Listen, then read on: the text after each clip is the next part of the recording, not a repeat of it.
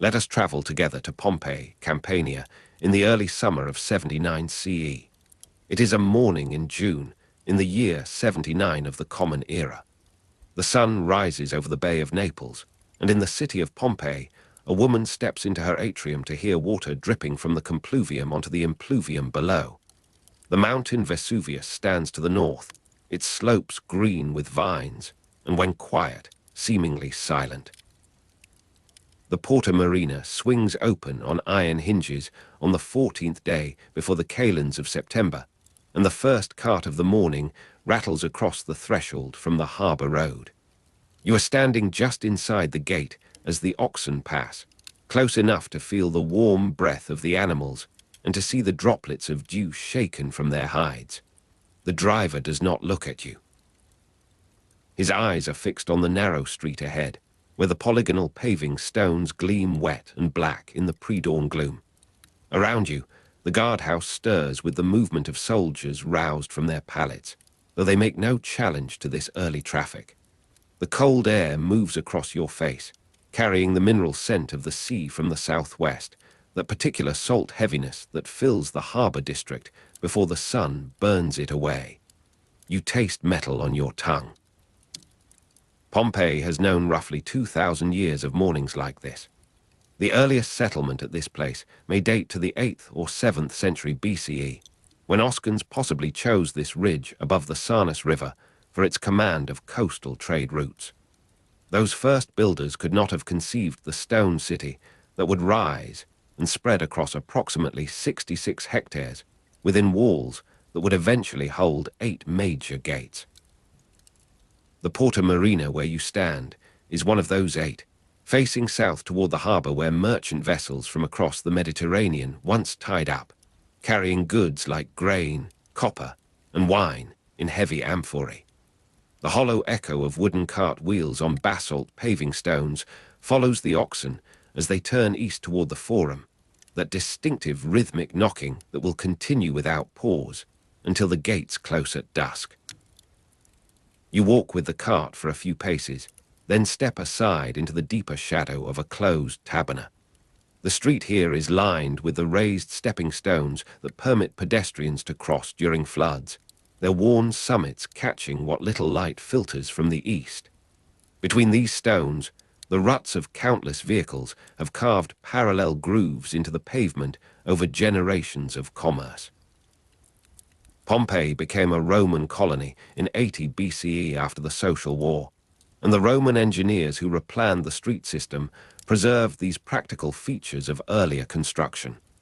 The city had been inhabited and shaped by Oscans, Samnites, Greeks, Etruscans, and Romans in succession, each likely leaving traces in the urban landscape, from street patterns to temple orientations and defensive walls.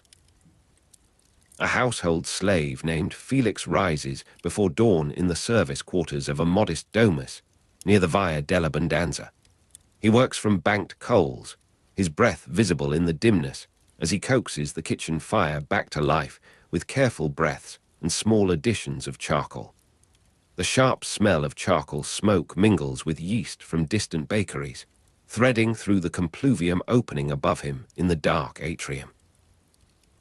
Dove-grey light filters through that square of sky, insufficient yet to distinguish colour, but enough to silhouette the terracotta pots arranged along the impluvium basin. Felix has performed this ritual since, before the major earthquake struck Pompeii 17 years past, in 62 C, the tremor that damaged much of the city's infrastructure and left many buildings still under repair even now, in this summer of 79. He knows the temperament of this particular hearth, its preference for oak over pine, the exact depth of ash that preserves overnight warmth. In her cubiculum across the atrium, his mistress Caecilia wakes to the sound of that first cart rumbling on the stone streets, the same hollow percussion that reaches you where you stand near the Porta Marina. She lies motionless on her side, her woolen blanket drawn to her chin, listening to the house gradually declare itself alive. The distant lowing of cattle being driven to market before the heat rises reaches her through the small high window, that mournful exchange between beasts and drovers that precedes every market day. Caecilia is 34 years old, widowed 3 years past when her husband's ship failed to return from Alexandria, and she has learned to measure the city's pulse from this private darkness. The population of Pompeii at the time of its destruction is estimated between 10 and 20,000 souls, and she knows perhaps 200 by sight, a network of obligation and memory that sustains her against the solitude of early waking. The ammonia reek of his cargo draws no comment from the guards, who have known his profession and his route for 15 years. Barrianus walks with the bowed gait of a man permanently stooped by the weight of wet fabric, his tunic stained to a uniform yellow-brown that no amount of rinsing will restore. The streets he enters were paved with polygonal stones laid generations before his birth, their irregular faces fitted with such precision that a knife blade cannot find purchase between them. Yet the earthquake of 62 CE opened fissures even here, and in places the repairs remain visible as paler mortar lines tracing wounds in the darker original surface. Many buildings were still under repair at the time of the 79 CE eruption, their scaffolding and half-finished masonry destined to be buried alongside the completed structures, preserving for future examination the very process of Roman urban maintenance. You follow Barrianus for a time, passing through streets that narrow and widen according to no geometric plan, the organic growth of centuries. The Forum of Pompeii was located in the southwest of the city, rather than at a more central position, and this placement shaped daily movement toward that administrative heart. Merchants with portable goods already display wares on temporary tables outside permanent shops, their oil lamps flickering in the moving air. A woman wrapped in a dark pallor examines onions while the seller counts bronze asses into his palm. Neither speaks beyond the necessary formulas of transaction. The smell of baking bread drifts from the pistrinum near the Stabian gate, where the millstones have been turning since well before dawn. You turn toward this source, passing a wall freshly whitewashed for the approaching elections, the plaster still damp enough to darken your fingertips should you touch it. A child peeks from behind the corner of a shop front as workers paint electoral graffiti on this prepared surface, their brushes making soft, rhythmic sounds against the lime. The child is perhaps 6 years old, barefoot, her hair uncombed from sleep. She watches the painters with the particular intensity of one who cannot yet read, but understands that these marks carry power, that the names of Gaius Julius Polybius and Marcus Sabinius, repeated in bold red letters, will influence men and events far beyond her comprehension. The painters work methodically, one holding the lamp while the other applies pigment, their movements practiced through seasons of political campaigns. The cool morning air carrying the mineral scent of the sea from the southwest finds you again as you reach the pistrinum, the bakery's warmth visible as steam from its vented roof. The baker, a freedman named Papidius Priscus, oversees the transfer of dough from kneading troughs to the beehive oven's mouth, his forearms dusted white to the elbow.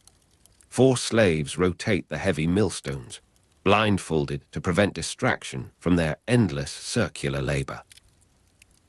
The grain arrives from Egypt, from Sicily, from the Campanian interior, funneling through the harbor you left at dawn, ground here into the daily sustenance of a city that has consumed bread through Oscan and Samnite, and Greek and Etruscan and Roman administrations.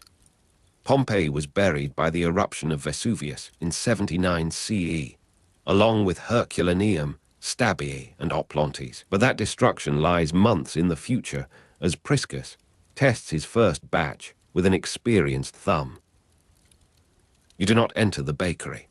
The press of bodies and heat would overwhelm the morning's fragile equilibrium, and there is more to witness before the streets fill with the fully wakeful. Instead, you drift westward, toward the amphitheater of Pompeii, built around 70 BCE, among the oldest surviving Roman amphitheaters, though no one in this year of 79 CE can know how completely it will survive. The structure looms against the brightening sky as you approach. Its elliptical earthworks and stone seating, perhaps capable of holding thousands of spectators, with crowds gathering for gladiatorial spectacle or beast hunt. The morning light catches the upper tiers where the velarium mast slots stand empty, their awnings folded away until the next games.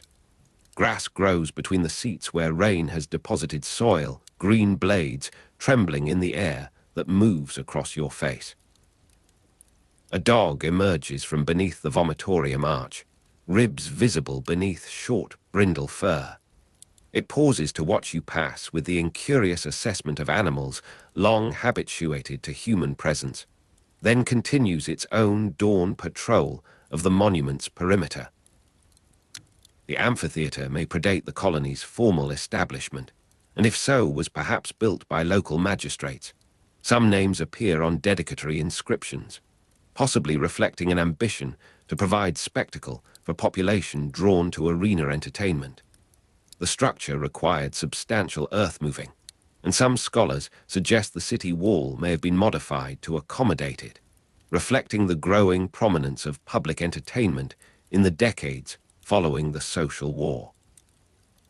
You circle the amphitheatre slowly, your footsteps joining the hollow echo of wooden cart wheels on basalt paving stones that continues from the direction of the harbour. The sun has cleared the eastern ridge now, its warmth beginning to displace the night's chill from stone surfaces. The dove-grey light, filtering through compluvium openings in dark atriums across the city, has shifted toward gold, the signal for more households to stir, for more fires to be kindled from banked coals, for the full complexity of urban life to resume its daily patterns. Caecilia has risen from her bed, has wrapped herself in a stola of undyed wool, has moved to the atrium where Felix presents her with warmed mulsum in a cup brought from her dowry chest. She drinks without haste, standing beside the impluvium where the morning sky reflects in shallow water. The household slave returns to his kitchen preparations, the sharp smell of charcoal smoke now augmented by the herbs he bruises for the midday sauce. Their domestic rhythm likely required little speech, established through years of repetition, and may have been adjusted after earthquakes in the region, such as the earthquake of 62 CE, which could have made certain rooms unstable and redirected pathways through the house. You leave the amphitheatre behind, walking north through streets that climb gradually toward the Vesuvian gate. The defensive wall here shows its deepest stratigraphy, foundations of tufa from the Samnite period reinforced with Roman concrete, capped with medieval repairs from the brief period when Pompeii was Rhine-habited before being finally abandoned to excavation. The city was rediscovered in the 18th century, beginning its second history as an archaeological site. But this knowledge belongs to scholars 17 centuries unborn as you trace the wall's mass with your fingertips. In this moment, Pompeii is simply itself, intact, unaware of the preservation that volcanic disaster will confer. The port of Vesuvius stands open now, admitting a procession of countryfolk with produce for the Macelum. You watch Burianus the fuller return empty-handed, his urine-processed wool delivered to the workshop where it will be beaten and stretched and finally woven into the napless fabric demanded by Roman fashion. His gait remains bent, permanent as architecture, as he passes without recognition of your presence among the market crowd.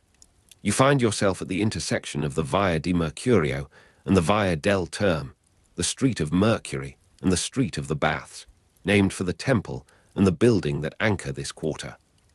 Water flows in the public fountain, diverted from the Serino aqueduct that serves the entire region, its splash audible beneath the rising human voices.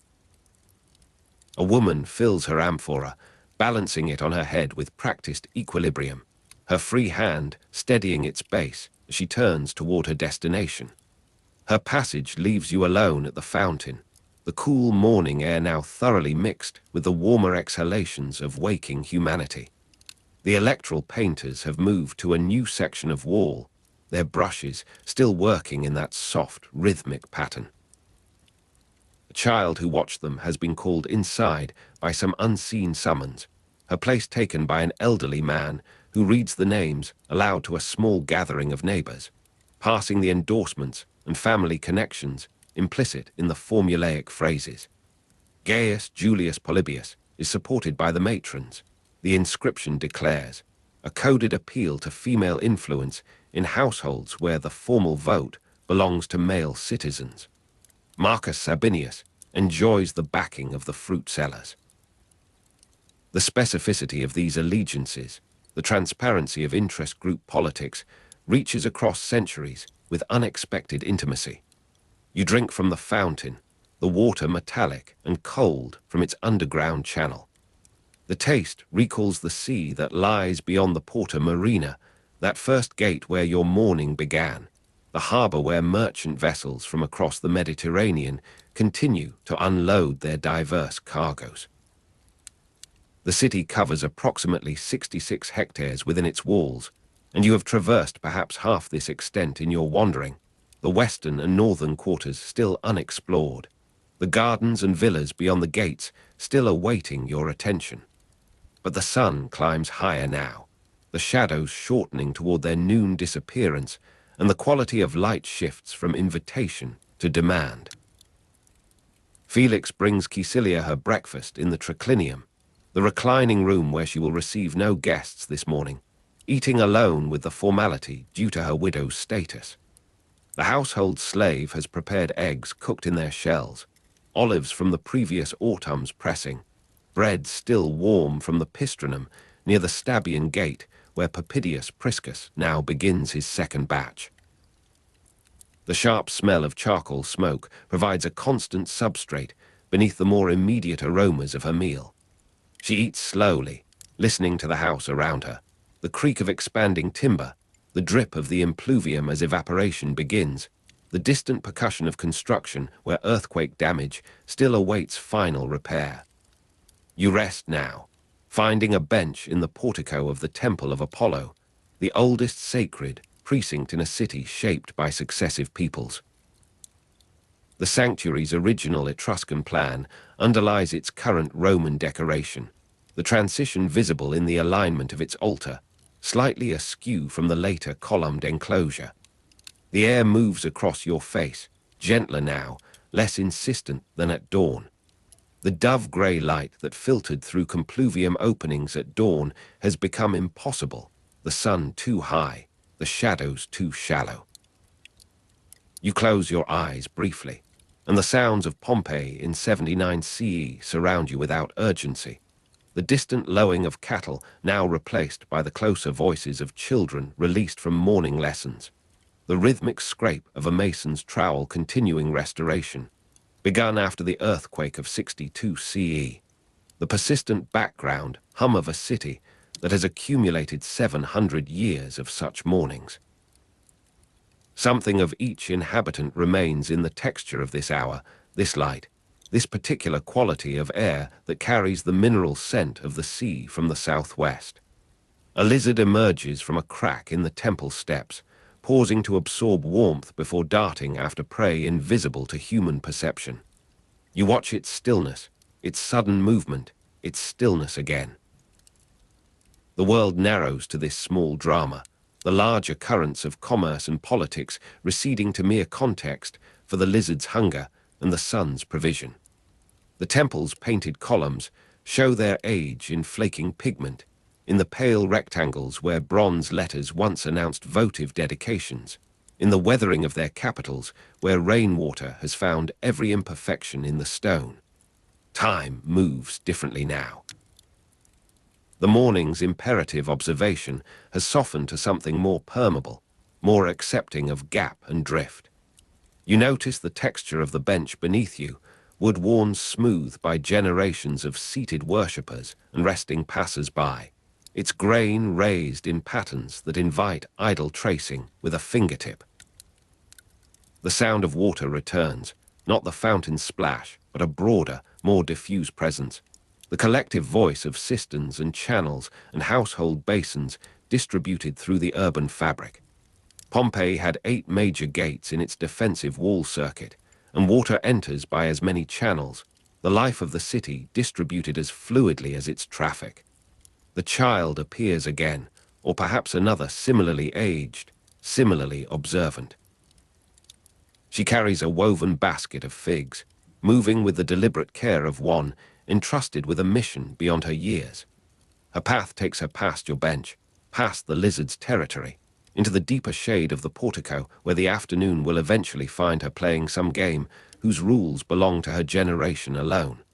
The figs are dark and splitting with ripeness, their sweetness already attracting wasps that circle her basket in lazy orbits. You breathe slowly. The air has warmed thoroughly now, the morning's edge of chill entirely dissipated, the mineral scent of the sea become a memory already softening at its edges. Caecilia has retired to her cubiculum for the rest expected of women in their households during the hottest hours. Felix cleans his kitchen in preparation for the evening meal, the banked coals of his morning fire now entirely extinguished, to be renewed tomorrow before dawn. The household slave works methodically, his movements slowed by warmth and habit, each object returned to its proper place with the satisfaction of order restored. His mistress sleeps, or pretends to sleep, her awareness of the city's continued operation a comfort rather than disturbance. The lizard has vanished. The wasps remain, circling now the fallen fig that the child dropped in a passage, a small loss unnoticed by her, significant only to these insects, and to the ant trail already establishing itself across the temple steps. You rise from your bench with the deliberate slowness that heat demands, your shadow minimal beneath you, the sun directly overhead. The Porta Marina where you stood at dawn seems distant, a memory of coolness and beginning, while the afternoon stretches ahead with its own rhythms, its own invitations to witness and rest. The streets narrow as you walk eastward, the polygonal paving stones giving way to simpler surfaces in less traffic lanes. Raised stepping stones for crossing during floods appear less frequently here, the drainage less engineered, the evidence of earthquake repair less professionally executed. These margins of the city preserve older patterns, the adjustments of individual householders rather than the coordinated response of public administration. A cat sleeps in a doorway, its fur vibrating with each breath, its dreams inaccessible to your observation. Sound becomes selective. In its place, the afternoon offers different frequencies. The buzz of flies in shaded corners, the intermittent conversation of women at an upper window, the clatter of a single cart bearing some urgent message that cannot wait for cooler hours. Each sound arrives separately, distinct, separated by gaps of quiet that seem to lengthen as you attend to them. A compluvium opening in a dark atrium draws you now, not for the light that filtered through it at dawn, but for the deep well of shade it creates, the cool pocket of stagnant air beneath its square of brilliant sky. You stand in someone's entranceway, unchallenged, the house apparently empty or indifferent to your presence. The impluvium basin holds only a finger's depth of water, evaporated since morning, its surface filmed with dust. You do not stay. The house reclaims its emptiness as you move on, your footsteps soft on the warm threshold. The streets have begun to turn toward evening, though the sun still beats vertically, the angle of light shifting almost imperceptibly toward the west. Shadows reappear, initially as faint concentrations of slightly less brilliance, gradually gaining definition, substance, the capacity to offer genuine refuge. You follow their lengthening, walking slowly now, the morning's purposeful observation entirely surrendered to something more drifting, more receptive. The amphitheater of Pompeii, built around 70 BCE, receives you again in passing, its mass somehow altered by the afternoon's different illumination, its entrances appearing as mouths rather than passages, its upper rim cutting a hard line against the pale sky. You do not circle it now. The energy for such circumambulation has dissolved into the general warmth, the general slowing. the body's gradual acknowledgement that the day's active phase nears its end. Grass between the seats, observed morning green, now appears golden-tipped. The same grass, the same seats, the same structure transformed by nothing more than the Earth's rotation. The mineral scent of the sea returns to memory as you find yourself again near the Porta Marina, the gate that began your day.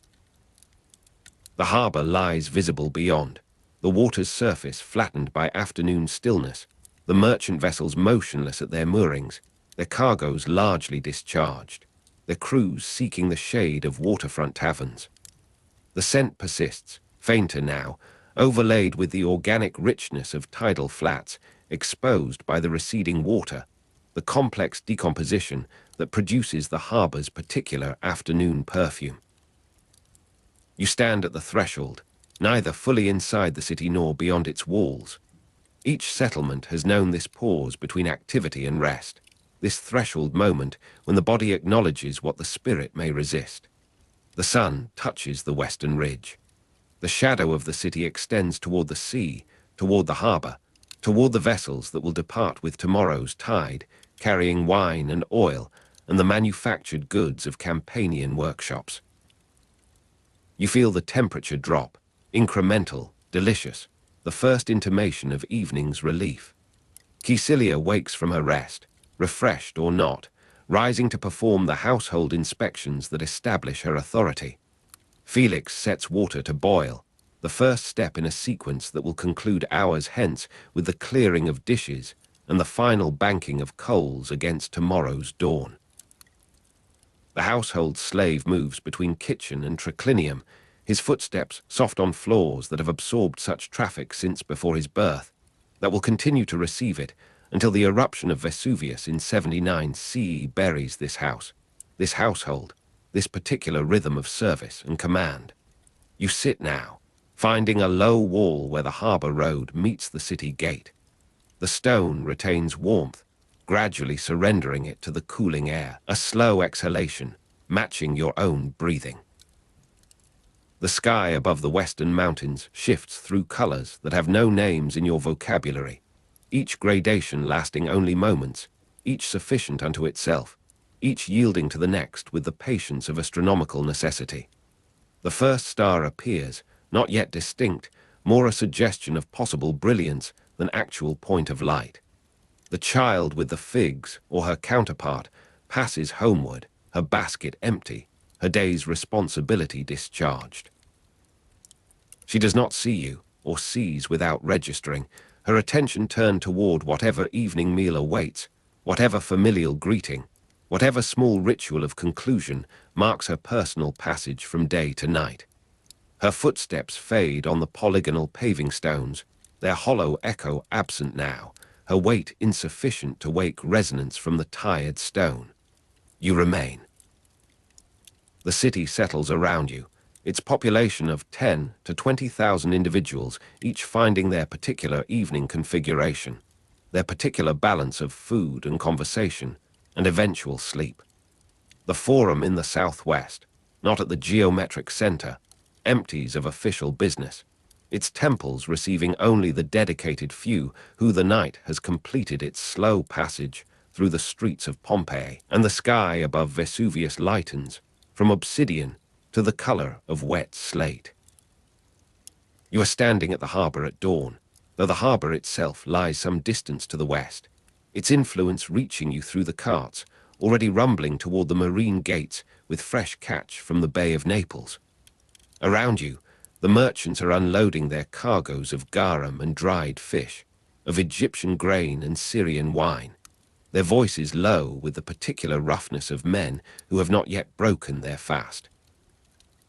The streets narrow as you leave the warehousing district, the pavement giving way to the raised stepping stones that allow passage above the night's accumulated filth.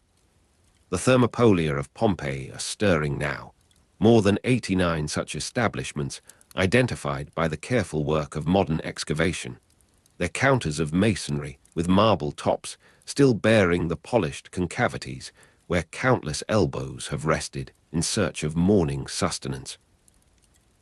You pass the threshold of one such place, its counter extending directly onto the street. 3 large dolia set into its surface like the eggs of some benevolent stone creature, their ceramic mouths open to the cooling air. The sour-warm smell of fermenting wine in open dolia reaches you before the proprietor's greeting, that particular bacterial sweetness that marks the boundary between last night's leavings and this morning's fresh dilution. Steam rises from hot stew in the morning shadows of a narrow street, the vapor visible only where the light penetrates the gap between overhanging upper stories, sharp sunlight cutting between the buildings in blades of pale gold. A stonemason stops at a Thermopolium counter, his hands still dusty with the powder of tuff from some night's hurried labor by lamplight. He accepts a cup of watered wine from the owner's slave, the boy's arm steady despite the early hour, and the ratio of wine to water follows the prescribed custom, perhaps 1 part spirit to 2 parts liquid, perhaps stronger depending on the mason's standing account or the particular generosity of this morning. The price of wine and food was sometimes displayed on painted signs above such counters, though many patrons required no such reminder, their debts accumulated and forgiven in the informal economy of neighborhood recognition.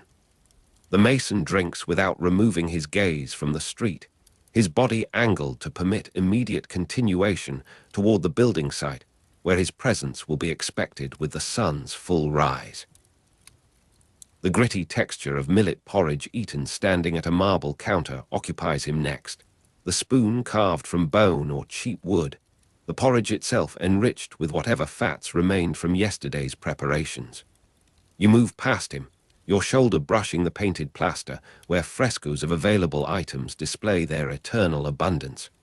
Bread, cheese, dried fruits, the particular roundels of sausage that hang in depicted profusion. The counters of Thermopolia often displayed such frescoes, not merely decoration, but inventory, communication across the barriers of literacy and language that marked this port city of mixed populations. The morning hours saw the peak business at Thermopolia as workers sought breakfast, and the establishment you now enter thrums with that concentrated purpose, the brief transaction between need and satisfaction that defines the urban morning. The owner of the Corpona ladles stew from a dolium, her arm describing the same arc it has described for years, the same arc her mother may have described before her, for women operated several known Thermopolia in Pompeii, including that of Asalina, whose name survives in the painted record of her establishment. The ladle emerges with its burden of lentils and softened meat, the steam carrying the information of contents before the tongue can confirm. Customers discuss the price of wool, their voices overlapping in the confined space. One man claiming knowledge of a shipment arrived from Tarentum, another insisting the summer clip will prove inferior to last year's growth. The clatter of bronze coins on stone as payment for a quick meal punctuates their negotiation, the sound sharp and final, the transfer complete before the argument can resolve. You find position at the counter's eastern extremity, where the marble retains the night's coolness against your forearm. The sour-warm smell of fermenting wine in open dolia mingles here with the sharper notes of vinegar and the vegetal undertone of soaked legumes, the composite aroma of a cuisine that understood preservation as the central problem of subsistence. Around you, the merchants' representatives have advanced ahead of the main goods, sample bales and small containers, establishing the terms upon which larger transactions will proceed. The Thermopolium serves as exchange in this secondary sense, the place where information moves alongside calories, where the price of wool finds its morning determination in the overlap of voices and the steam that rises from the kitchen's depth. A woman sells garum fish sourced from amphorae stacked against a wall, her position informal, perhaps licensed by the Corpona's owner, or perhaps merely tolerated in the fluid economy of street commerce.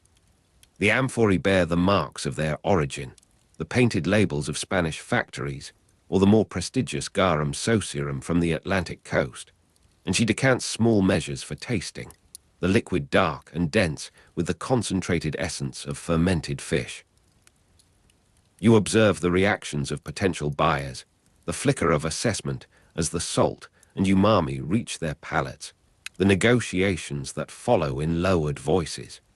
Your own morning sustenance has yielded to this more complex sensation, the garum adding its dimension to the porridge's plainness, the combination that defines the practical cuisine of working Pompeians. Children gather around a bread cellar whose wares steam in the morning cool, the loaves still carrying the heat of the communal oven, their crusts dark with the ash that marks proper firing. The baker's assistant, a boy perhaps 10 years old, manages the smaller transactions while his master completes the larger deliveries to households of substance, the division of labor that permits survival at this economic margin. The children's voices rise higher than the adult conversations, their negotiations direct and without the circumlocutions of commercial politeness. A single coin examined, weighed in the palm, accepted or rejected with the certainty of those who understand exactly what their morning portion should cost. Sharp sunlight cuts between overhanging upper stories to illuminate this exchange. The breads steam visible now as a thin column rising into the illuminated air, dispersing as the children scatter with their acquisitions. You follow the street's curve toward the specialized markets that serve the city's structured needs. The Forum Boreum, the cattle market, and the Forum Holitorium, the vegetable market, served specialized trade functions that complemented the general commerce of the Forum proper. And though the hour is early for the main business of these precincts, preliminary activity already marks their peripheries. A drover passes with 2 calves on rope halters, their hooves uncertain on the paved surface, their lowing added to the morning's accumulating soundscape. The sour-warm smell of fermenting wine has diminished here, replaced by the green density of fodder and the particular ammonia of animal presence, the olfactory signature of the boreum's function. The clatter of bronze coins on stone echoes still in your memory as you walk, the sound now internal, part of the rhythm of your attention. You pass beneath an archway where the street narrows further, the buildings pressing close enough to touch from either side if you extended both arms, though you do not, maintaining the compact posture of street movement in this dense urban fabric. Steam rises from hot stew somewhere behind you, the Thermopolium continuing its morning service without your presence, the mason likely departed to his labor, the owner of the Corpona perhaps already preparing the midday offerings that will sustain the afternoon's different clientele. The Forum Holitorium reveals itself in stages, first the peripheral sellers of herbs and minor garden produce, then the larger operations with their stacked baskets of cabbages and onions, their pyramids of apples and pears arranged with the aesthetic attention that attracts the eye and the coin. A freedman reads the day's graffiti notices aloud for illiterate laborers, his position established at the corner where 2 market paths converge, his voice carrying the practiced projection of one who has learned to make himself heard above ambient noise without shouting. The notices range from the political to the commercial, from the announcement of games to the simpler declarations of property for rent or goods for sale, and he renders each with the flat neutrality of his function, neither emphasizing nor diminishing, the words passing through him as through a conduit. The gritty texture of millet porridge seems distant now, your morning sustenance complete, your attention available for this other form of nourishment, the information that circulates through public spaces as essential to urban life as food itself. You pause where his voice reaches you clearly, not approaching too closely, maintaining the respectful distance that permits his established audience their priority. Sharp sunlight cuts between overhanging upper stories to illuminate his face momentarily, revealing the scarred cheek that marks his servile origin, the brand or wound that accompanied his passage to freed status, now displayed without evident shame as part of his professional identity. The laborers around him stand in postures of partial attention, their bodies oriented toward the market's opportunities even as their ears receive his recitation, the divided consciousness of those who cannot afford exclusive focus on any single demand. The morning's progression is marked by the increasing density of bodies and goods in this central space, the merchant's activity advancing from receipt to distribution. The Thermopolium of Asolina exists somewhere in the network of streets behind you, its 3 dolia perhaps already requiring replenishment, its marble counter bearing the marks of the morning's commerce. You will not visit it this day, or perhaps you will, the city permitting such recursive movement, such return to points of prior satisfaction. The carbonized remains of food found in some Pompeian thermopolia speak of mornings like this one, interrupted, preserved in the instant of their consumption or preparation, the last ladleful of stew never served, the last wine never diluted. The thought moves through you without urgency, the historical imagination functioning here as quiet background rather than dramatic foreground, the knowledge of terminus held in abeyance by the continuing present of your observation. You examine her wares with the pretense of consideration, the tasting cup offered, the dark liquid touched to your lips, the salt explosion and subsequent depth of flavor that marks quality production. The price discussed, the small amphora selected and wrapped in straw for transport, the clatter of bronze coins on stone as payment, the transaction's acoustic signature marking the fungibility of exchange in this economy. The sour-warm smell of fermenting wine returns to your attention as you pass another Thermopolium counter, the morning's cycle of stimuli repeating with variation, the underlying structure constant beneath its particular instantiations. The house of Octavius Quartio stands in the quieter district toward the east, its substantial facade concealing gardens and water features that contrast with the commercial bustle of its street front. 2 corpini occupied this frontage, eating houses that provided access to upper rooms likely rented to guests, the vertical integration of hospitality that maximized the value of urban property. You approach now, the morning having advanced sufficiently for these upper rooms to require attention, the bedding refreshed, the chamber pots emptied, the brief interval of domestic labor that prepares for the next occupancy. The corpini themselves serve their morning function, their counters less crowded than the thermopolia of the central districts, their clientele more deliberate, travelers perhaps, or locals seeking respite from the denser competition of the main markets. The owner of this corpona, a man whose name you do not learn, ladles with the same mechanical precision you observed earlier, the same arc, the same careful measurement of portion against price. Food sold at Thermopolia included bread, cheese, dried fruits, legumes, and prepared stews, and this establishment offers the full range, its frescoes displaying each category with the conventional iconography that permits instant recognition. The gritty texture of millet porridge is available here too, though the marble shows less polish, the counter's edge less worn, the clientele insufficient to produce the same smoothing effect of continuous use. You decline the porridge, accepting instead a measure of watered wine, the ratio visibly more generous than at the stonemason's stop, perhaps reflecting the different economics of traveler versus local trade. Wine was a standard offering at Thermopolia, often mixed with water in prescribed ratios, and this proprietor follows the convention with slight variation, his water source perhaps superior, his wine perhaps less so, the balance struck at a different point. Sharp sunlight cuts between overhanging upper stories to illuminate your cup momentarily, the liquid within showing the diluted color that marks proper preparation, neither the deep purple of undiluted vintage nor the thin transparency of excessive watering. The city's morning commerce continues its spread through the street network, audible though not visible from your present position.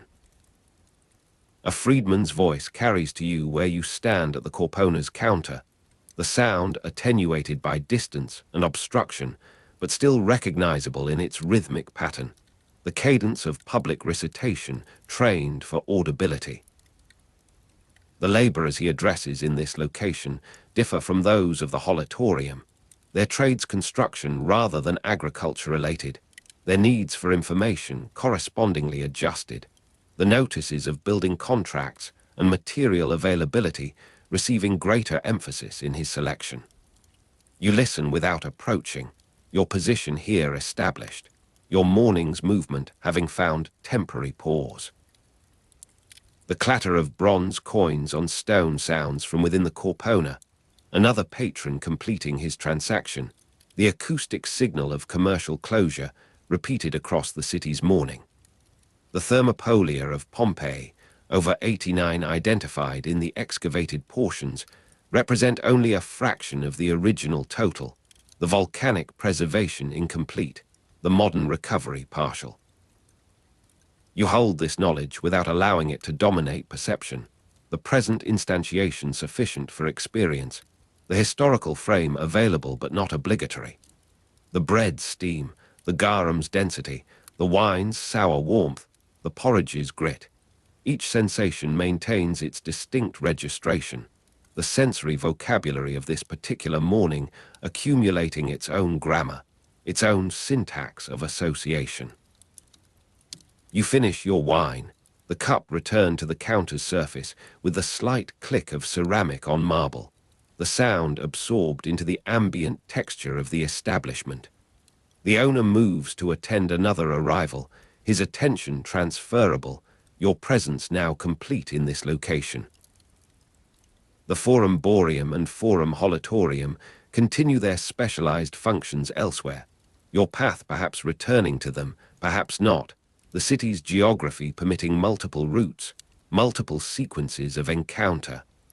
You nod in passing, no longer purchasing, your supply sufficient, your interest shifting toward other categories of acquisition. The sour-warm smell of fermenting wine marks another threshold, another Thermopolium, the olfactory landscape of the city as structured as its visual or spatial counterparts, the progress through streets navigable by nose as by eye or foot. Steam rises from hot stew in the morning shadows, the shadows now shortening as the sun ascends, the morning's coolness yielding to the accumulated heat of stone and human presence, the day's thermal trajectory establishing itself. You find yourself at the intersection of two unnamed streets, the corner marked by a fountain with its continuous flow, the water fresh from the aqueduct system, the city's hydraulic engineering manifested in this constant generosity. The gritty texture of millet porridge lingers in your mouth's memory, the sensation recalled without desire for repetition, the morning's nourishment sufficient.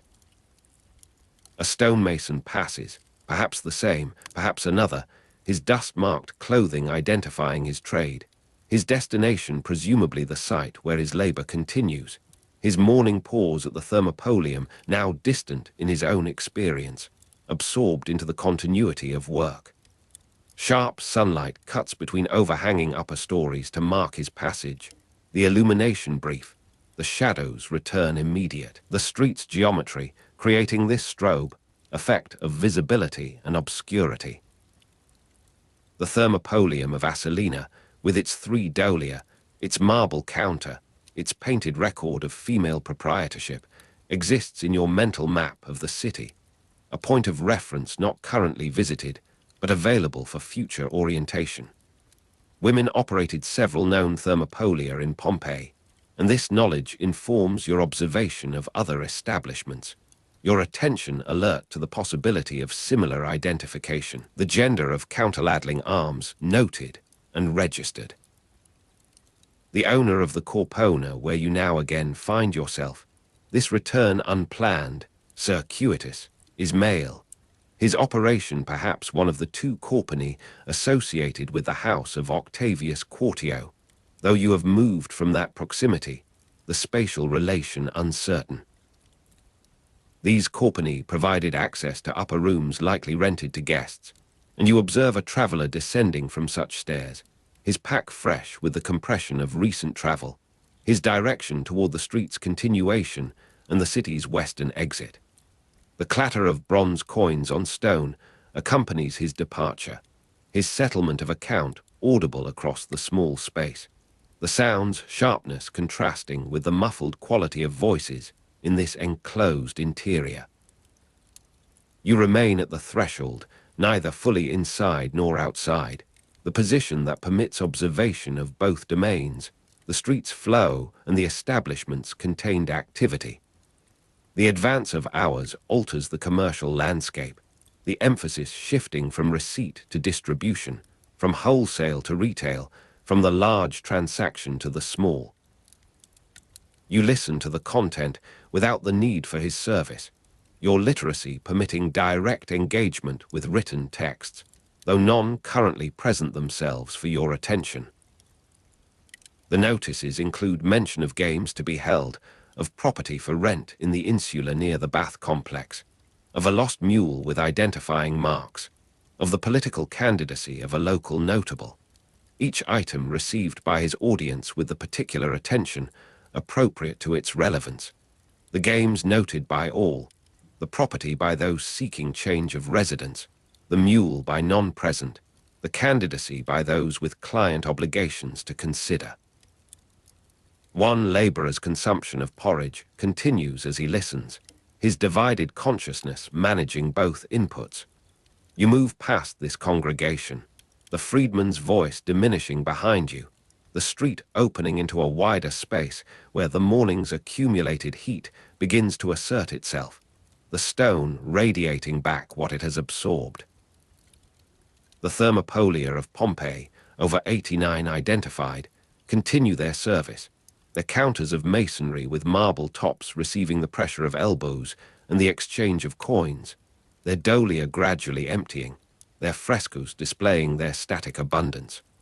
The sour-warm smell of fermenting wine reaches you intermittently now, the spaced punctuation of your movement through the olfactory field, the city's smellscape as mapped as its topography. You observe the seller's technique, the efficient exchange of coin for loaf, the practiced breaking of larger denominations, the maintenance of cue order through gesture and vocal direction.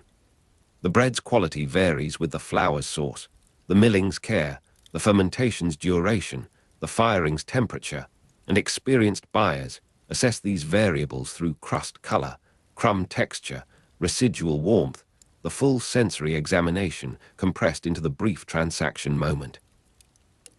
Sharp sunlight cuts between overhanging upper stories to illuminate the bread's exposed surface, the scoring patterns visible, the identification marks of bakery or guild or individual oven. The Thermopolium of Asolina, with its 3 dolia, its female ownership, its place in the catalogue of known establishments, represents a node in this network of morning sustenance, one among many, the particular surviving into record through chance or prominence, or the accident of excavation priority. You carry this name with you as you walk, the repetition of it in your mental rehearsal ensuring retention. You purchase nothing further, your morning's acquisitions complete, your attention turning toward observation without participation, the tourist's privilege though you are not precisely that, your presence more sustained, your engagement more thorough than the transient's superficial survey. The clatter of bronze coins on stone sounds from a nearby counter, the acoustic environment still marked by this signature, though less frequently now, the morning's commercial peak subsiding into the extended plateau of midday.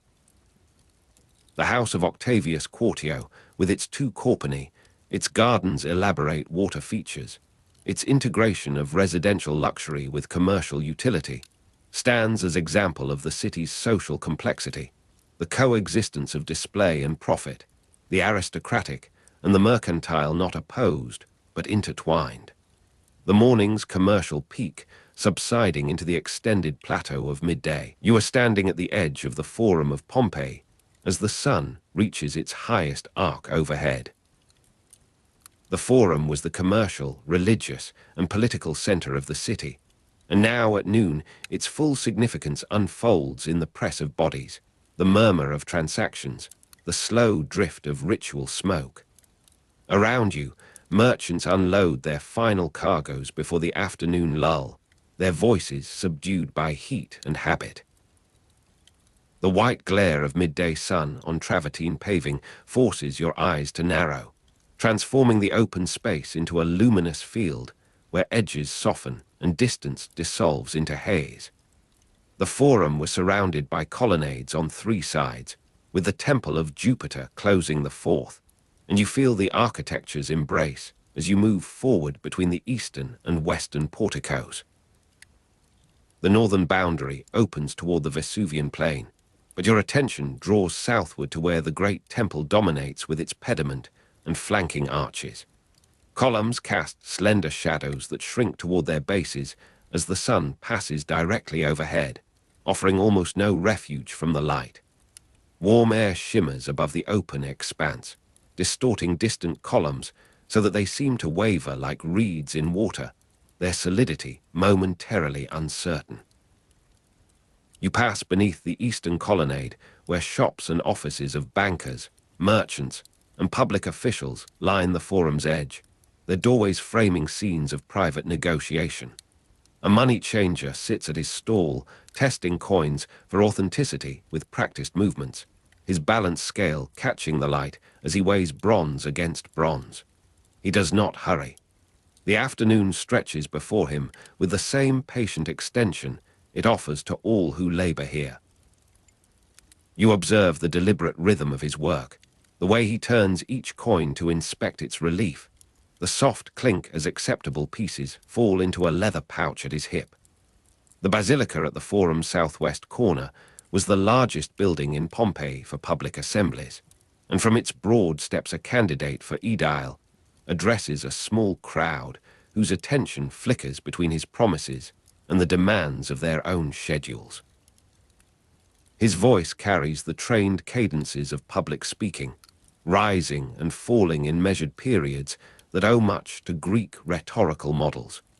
You stand at the periphery of this gathering, close enough to hear, yet detached enough to let the words dissolve into pure sound, mere texture among the Forum's many layers. Political speeches and candidate announcements occurred here during election periods, and this man follows an ancient pattern of aspiration, his toga arranged with studied negligence to suggest both dignity and accessibility. The metallic taste of dust, stirred by sandaled feet on dry stone settles at the back of your throat as you move again, leaving the orator's voice to merge with the general murmur. The comitium, where voting assemblies gathered, was located near the Forum, and you can trace its approximate position by the subtle shift in paving patterns, the slight elevation where citizens once stood to cast their ballots. Now it serves as informal gathering space, occupied by slaves awaiting masters, children under the loose supervision of elderly relatives, dogs sleeping in the compressed geometry of shade. The heavy sweetness of incense drifting from temple doorways reaches you as you approach the western side. The Temple of Apollo stood on this side, with origins in the Etruscan period that reached back through centuries of sacred use, through Samnite appropriation and Roman renovation, to some earlier devotion whose precise character even learned men could not fully recover. You pause at its precinct boundary, marked by worn steps and the remnants of painted decoration. A priest sweeps the threshold before the noon sacrifice, his broom of bundled twigs making soft, rhythmic sounds against the stone, clearing the approach for divine footsteps. Water flows from public fountains around the Forum, supplied by the Serino aqueduct from the Augustan period, and you bend to drink from one such outlet where the continuous stream has worn a smooth basin in the travertine. The water carries the faint mineral taste of its mountain origin, cold despite the day's heat, a subterranean chill preserved through the long descent from the Apennines. You rise slowly, wiping your lips, and the Forum resumes its presence around you with unchanged density. The overlapping cadences of Latin, Oscan, and Greek in merchant negotiations surround you as you continue northward, the linguistic strata of a port city where multiple communities maintain their distinct identities while participating in common commercial life. You distinguish nothing completely, understanding instead a composite texture of human communication, the rise and fall of offers and counter-offers, the particular tension of agreement approaching. The Forum was closed to wheeled traffic during daylight hours, so all movement occurs on foot, the pace necessarily deliberate, the crowd's density self-regulating according to the width of available passage. The Macelum, the meat and fish market, was located on the northeast side, and you enter through its monumental gateway into a space organized around a central tholos with its conical roof and supporting columns. Here, the sensory world intensifies. Fishmongers display the morning catch on marble slabs cooled by running water, the channels carved with sufficient slope to maintain continuous circulation, preventing the spoilage that would otherwise claim the merchandise before the day's end. Mullet gleam with their characteristic iridescence, eels coil in shallow basins, octopus tentacles drape over stone edges with the limp grace of recently terminated animation. The weights and measures table in the Macelum's standardized commercial transactions, and you observe two merchants arguing over the weight of grain measured at the official table, their dispute conducted with the formal intensity of those who understand that reputation and livelihood depend upon precision.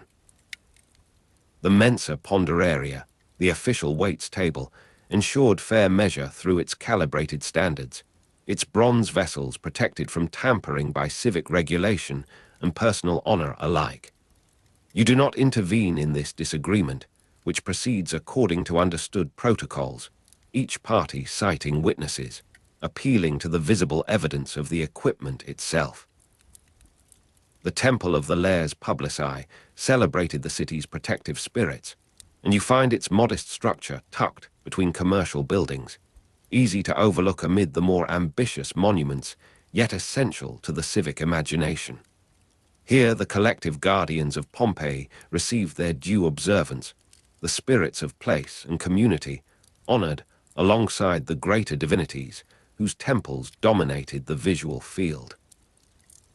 You note the recent traces of offering, the ash and oil residue, the small pile of grain left at the doorway by some pious citizen whose name you will never know. Statues of emperors and local benefactors reminded visitors of imperial and civic authority throughout the Forum's extent, and you encounter these presences repeatedly as you circulate. Bronze equestrian figures, marble portrait busts, the full-length depiction of some forgotten magistrate in his toga, all established a hierarchy of visibility that reinforced social order without requiring constant enforcement. The Forum was paved with travertine and featured equestrian statues of prominent citizens, the stone itself bearing the polished patina of countless footsteps, the metal acquiring that particular green-brown oxidation that speaks of decades of exposure to coastal air. Warm air shimmers above the open expanse, distorting distant columns, and you find yourself returning toward the center, drawn by the need to experience the space in its full dimensions rather than through sequential exploration of its parts. From this vantage, the surrounding architecture composes itself into a coherent frame, the three colonnades with their rhythmic repetition, the temple closing the southern view, the mountains visible beyond to remind inhabitants of the world's scale and indifference. You stand still, letting others navigate around you, becoming temporarily a feature of the space rather than its explorer. The heavy sweetness of incense mingles now with other aromas, the fish market's brine, the wine shop's fermentation, the sweat of human exertion in high summer. You breathe this composite atmosphere without distinguishing its components, accepting the whole as characteristic of this place at this season. The metallic taste of dust has diminished, perhaps through your own adaptation, perhaps because the crowd's movement has temporarily lessened as more people seek the partial shelter of porticos. A candidate for aedile still addresses his small crowd from the steps of the basilica, though whether this is the same man continuing or another who has succeeded him, you cannot determine from your present position.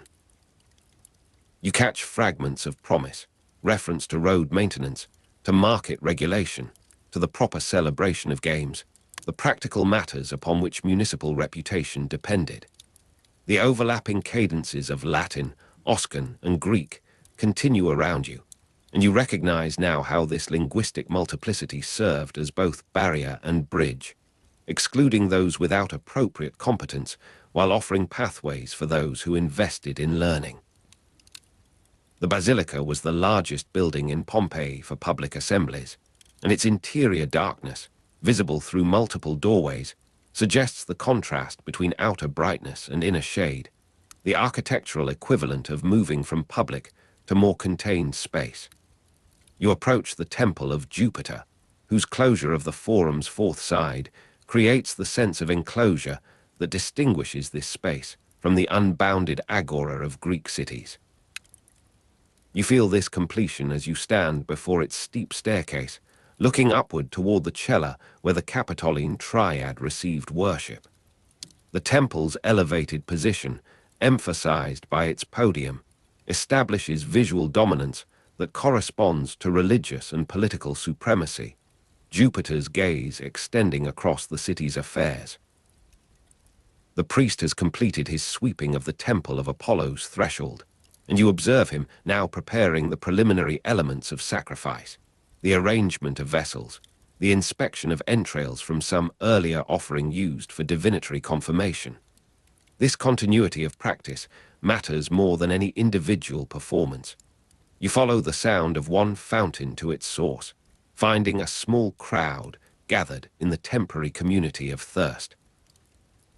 The engineering that maintains this flow remains invisible, buried beneath streets and buildings, the mountain source distant beyond daily perception. You drink again, less urgently now, appreciating the water's quality as luxury that has become expectation, the transformation of exceptional into ordinary that marks successful infrastructure. You return to the Mausoleum to observe the progress of commerce through the morning's peak toward afternoon's relative calm. Some stalls have already emptied, their proprietors washing down surfaces in preparation for the following day, while others persist with diminished inventory and correspondingly increased urgency in their solicitation of remaining customers. The weights and measures, tables standardized commercial transactions, and you find the earlier disputants gone, replaced by new participants in the eternal negotiation of value. The Mensa Ponderaria ensured fair measure in commerce, its bronze standard still visible, still authoritative, still ignored or observed according to the moral economy of individual traders.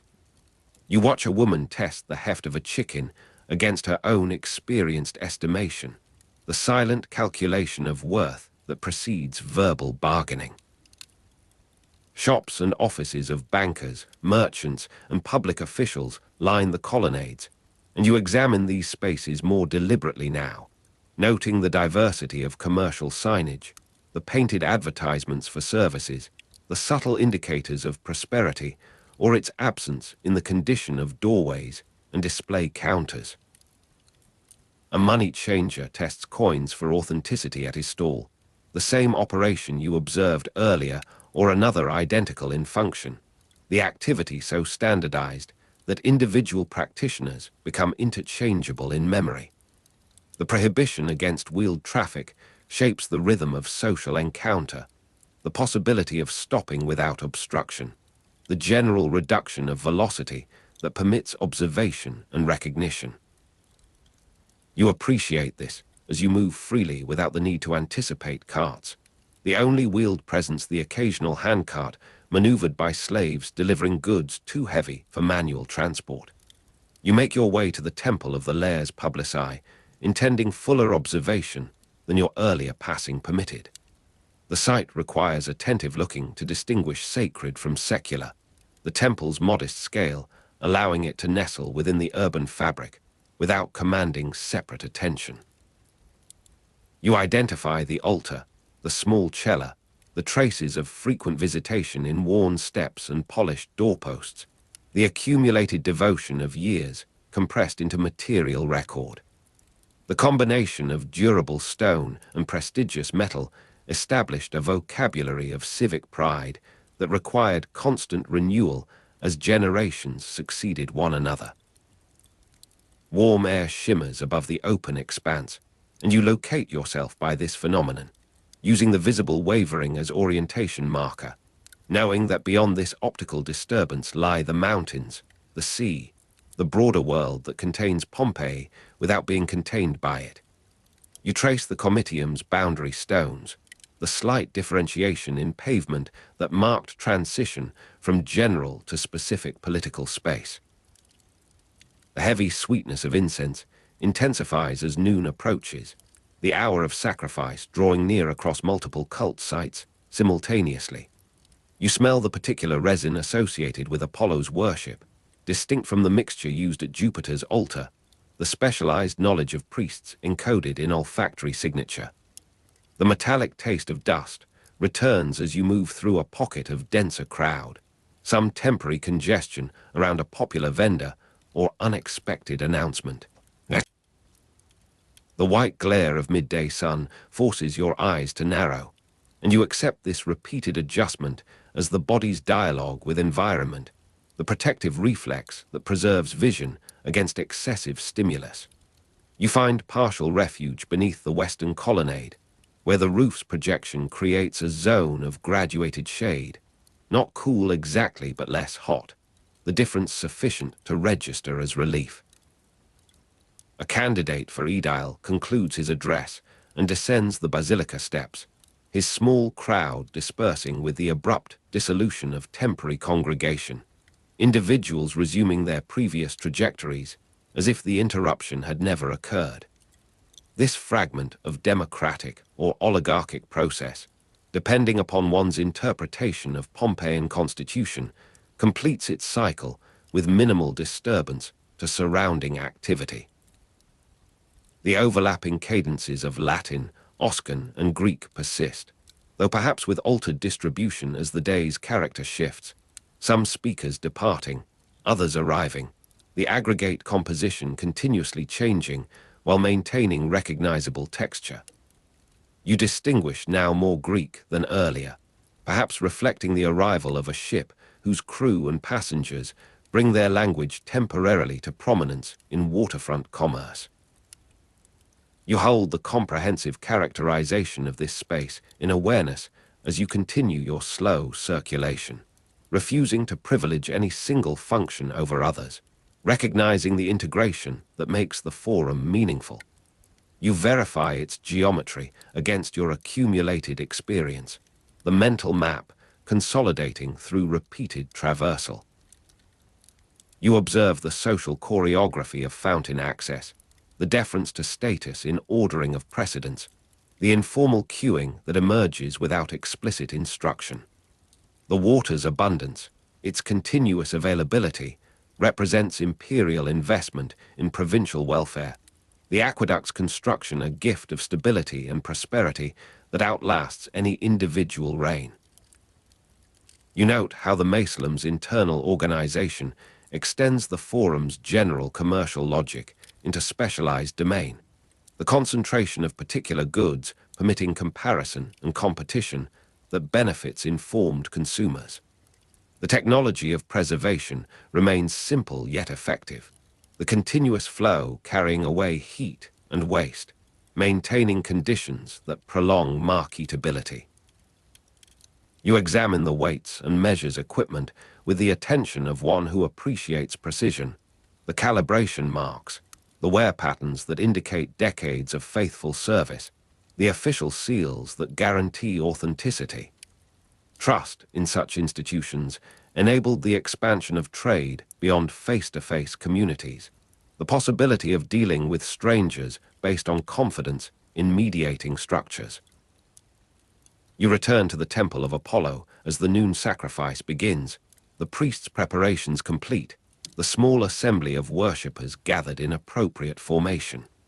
He sweeps no longer, but stands with raised arms, invoking the deity in traditional formulae whose exact pronunciation preserves archaic features absent from everyday speech. You remain at respectful distance, observing without participating, the outsider's privilege of witness without commitment. You trace the linear development of shops and offices along the colonnades, the continuous facade interrupted only by major temple entrances, the architectural expression of commercial and administrative concentration. The basilica's mass anchors the southwest corner, the visual terminus that balances Jupiter's temple across the space. You observe the strictness of the prohibition against wheeled traffic, the intervention of attendants when some visitor apparently unfamiliar with custom attempts wheeled entry, the polite but firm redirection that maintains the rule's integrity. This exclusion of vehicles, this prioritization of pedestrian movement, shapes the social character of the space in ways that complement its commercial and political functions. You find yourself drawn again to the temple of the Lares Publici, perhaps because its scale permits comprehension, its lack of monumentality suggesting accessibility, the domestic quality of civic religion at its most intimate. You observe offerings left by anonymous hands, the small tokens of gratitude or petition, the continued vitality of practice that required no grand architectural setting. You confront one imperial portrait directly, the bust of some emperor, perhaps Claudius or Vespasian, the features idealized according to court workshop models, yet bearing sufficient individuality for recognition. You feel the travertine's resilience beneath your feet, the stone selected for durability, for capacity to withstand the abrasion of countless passages. The heavy sweetness of incense mingles with smoke from sacrificial fire now, the Apollo ceremony producing its tangible atmospheric trace, the burnt offering transforming material substance into spiritual communication, the smoke ascending toward divine perception. The metallic taste of dust has become so familiar as to seem neutral, the baseline sensation against which other experiences register variation. You use the shimmering effect to locate the space's center, the point of maximum exposure where the optical phenomenon manifests most strongly. From here, all directions offer equal departure, the colonnades equidistant, the temples balanced in their claims upon attention. You stand in this nexus, letting the forum's geometry organize itself around your position. The white glare forces your eyes to narrow, and you accept this as the appropriate physical state for the hour, the body's accommodation to circumstance, the partial closure that paradoxically permits clearer perception of essentials by excluding peripheral distraction. You see what you need to see, the approaching figures, the receding spaces, the immediate ground that supports your next step. You observe the preparation for some afternoon address, the arrangement of platform, the gathering of anticipated audience, the informal circulation of partisans who will lend sympathetic response to formal presentation. You note how spatial proximity between the comitium and speaking platforms facilitated the translation of rhetorical appeal into electoral decision, the efficient progression from persuasion to commitment. The overlapping cadences continue, and you find yourself attending to a particular exchange, some dispute over quality or price, conducted with the rising intensity that precedes either resolution or abandonment. You do not approach closely enough to determine outcome, preferring to preserve the ambiguity, the narrative suspended without conclusion.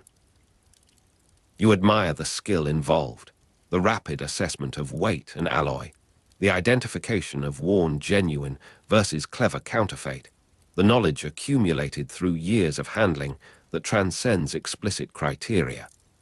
You carry this understanding with you as you begin to move toward the northern exit, the day's exploration approaching its natural limit, the body's need for rest asserting priority over continued observation. You pass through the enclosing architecture with the sense of departure from defined space into less structured territory beyond. You drink once more before leaving, the last taste of this place, the mounting coldness that persists despite everything. You straighten, wipe your lips, step forward into the narrowing perspective of street that leads away from the forum's concentrated significance toward the dispersed activities of residential quarter. You note the change as you leave this zone, the appearance of cart tracks in the street surface, the resumption of wheeled movement that the forum's sanctity prohibited. This transition marks your departure as much as any boundary stone, the return to ordinary circulation, the relaxation of special regulation. You carry knowledge of the temple of Apollo's deep history with you, the layers of meaning that excavation would eventually reveal. You retain the Mausoleum's particular atmosphere, the cooled stone, the displayed fish, the negotiation of value.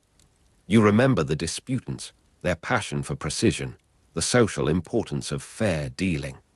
You are passing through the Marine Gate in the early afternoon, where the salt breeze from the bay meets the warmer currents rising from the city streets.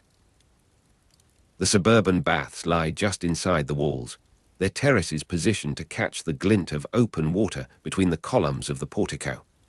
Around you, the afternoon light falls in broad, horizontal bands across the pale travertine facade, and you feel the transition from harbour bustle to ordered interior as a softening of sound, a deepening of shadow, a change in the quality of footsteps on worn stone. The clean mineral scent of heated marble and evaporating water greets you at the threshold, carried outward by the ventilation channels that thread beneath the paving. You pause where the Atrium opens before you, its niches holding folded linens, its benches scarred by generations of sandals set down in haste. The attendant, a boy perhaps 12 years old, accepts your modest admission fee with practiced fingers and offers a token for the oil flask, a small terracotta disc impressed with the bath's mark. The Stabian baths are the oldest, dating to the 2nd century BCE with later renovations, and you sense their accumulated presence even here in this newer establishment, the weight of custom that makes all such places variations upon an enduring pattern. You choose your niche and unbind your sandals, feeling the texture of the floor change from outdoor grit to indoor smoothness beneath your bare soles. Voices carry from beyond the dividing wall, the conversation of men already deep in their bathing routine, the rhythm of business talk that belongs to this space as much as to any forum colonnade.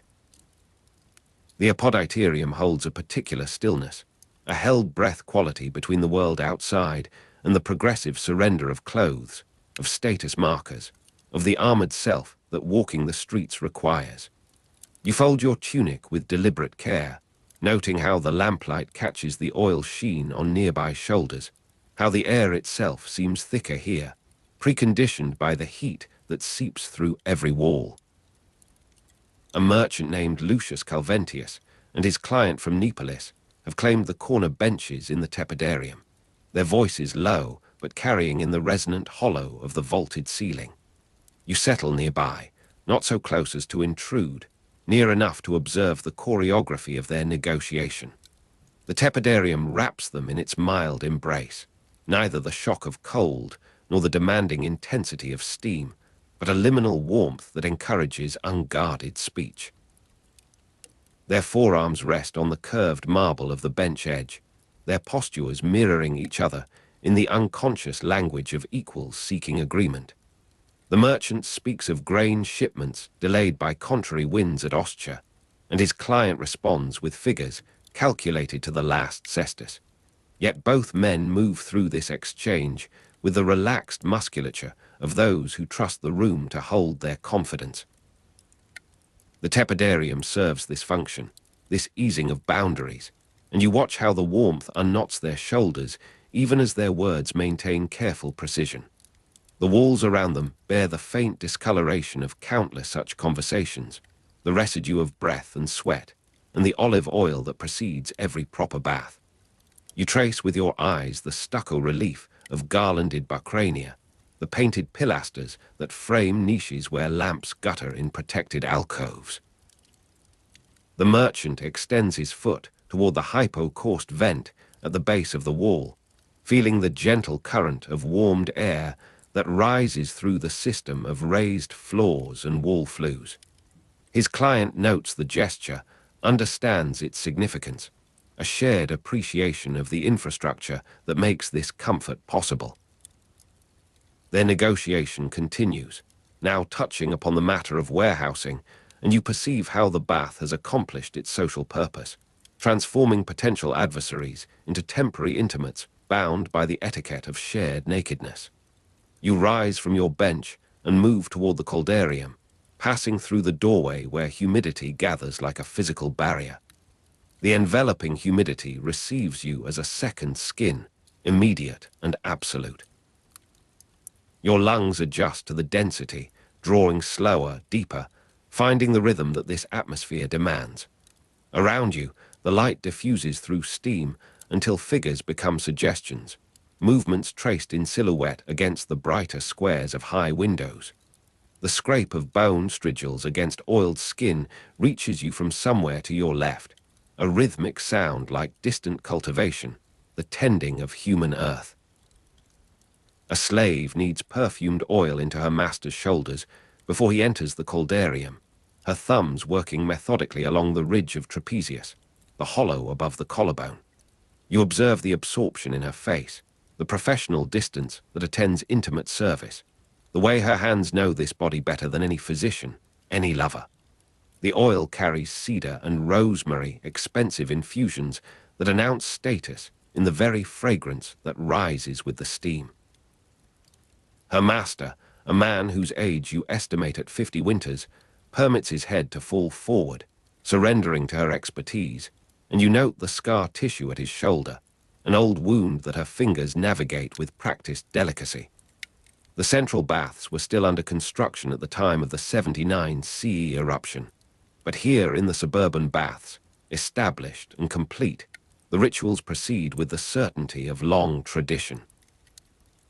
You find your own place on the curved bench that rings the central heating pedestal, feeling the stone warm through the linen of your brief subligaculum. The caldarium demands patience, a gradual acclimation that cannot be rushed without risk of faintness, of the humiliation that follows over ambition. You watch your own breath join the general atmosphere, visible exhalations that dissolve into the greater humidity. A voice addresses you from the bench opposite, an inquiry about the hour, and you respond with the easy anonymity that bathing permits, names unnecessary, identities held in abeyance. The forum baths featured particularly fine stucco decoration and mosaic floors. You recall, though you have not visited them today, and you wonder if the craftsmen who executed those surfaces understood how their work would be appreciated in just this condition, the softened focus of steam-blurred vision lending their arabesques a dreamlike quality. The furnace slave feeds beech logs into the prefernium, sweat streaming in the heat, his labor invisible to those who enjoy its result. You descend briefly to witness this source, passing through the service corridor where the temperature climbs still higher, where the air carries the particular sharpness of burning resin. He works stripped to his waist, his body marked by this environment, skin thickened and reddened by constant exposure. The prefernium roars softly, a contained inferno that sends its breath through the hypocauste labyrinth, and you watch him judge the moment of feeding with the instinct of long practice, neither starving the fire nor wasting fuel. Furnaces required constant stoking with wood, creating significant operating costs, and you understand now the economics that lurk behind your modest entrance fee, the calculation of consumption against revenue that occupies some clerk's ledger.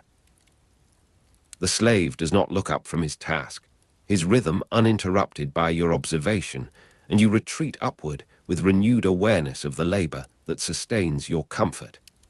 Returning to the caldarium proper, you find the merchant and his client have advanced to this hotter room, their negotiation apparently concluded to mutual satisfaction, their postures now fully reclined, the stiffness of business dissolved entirely.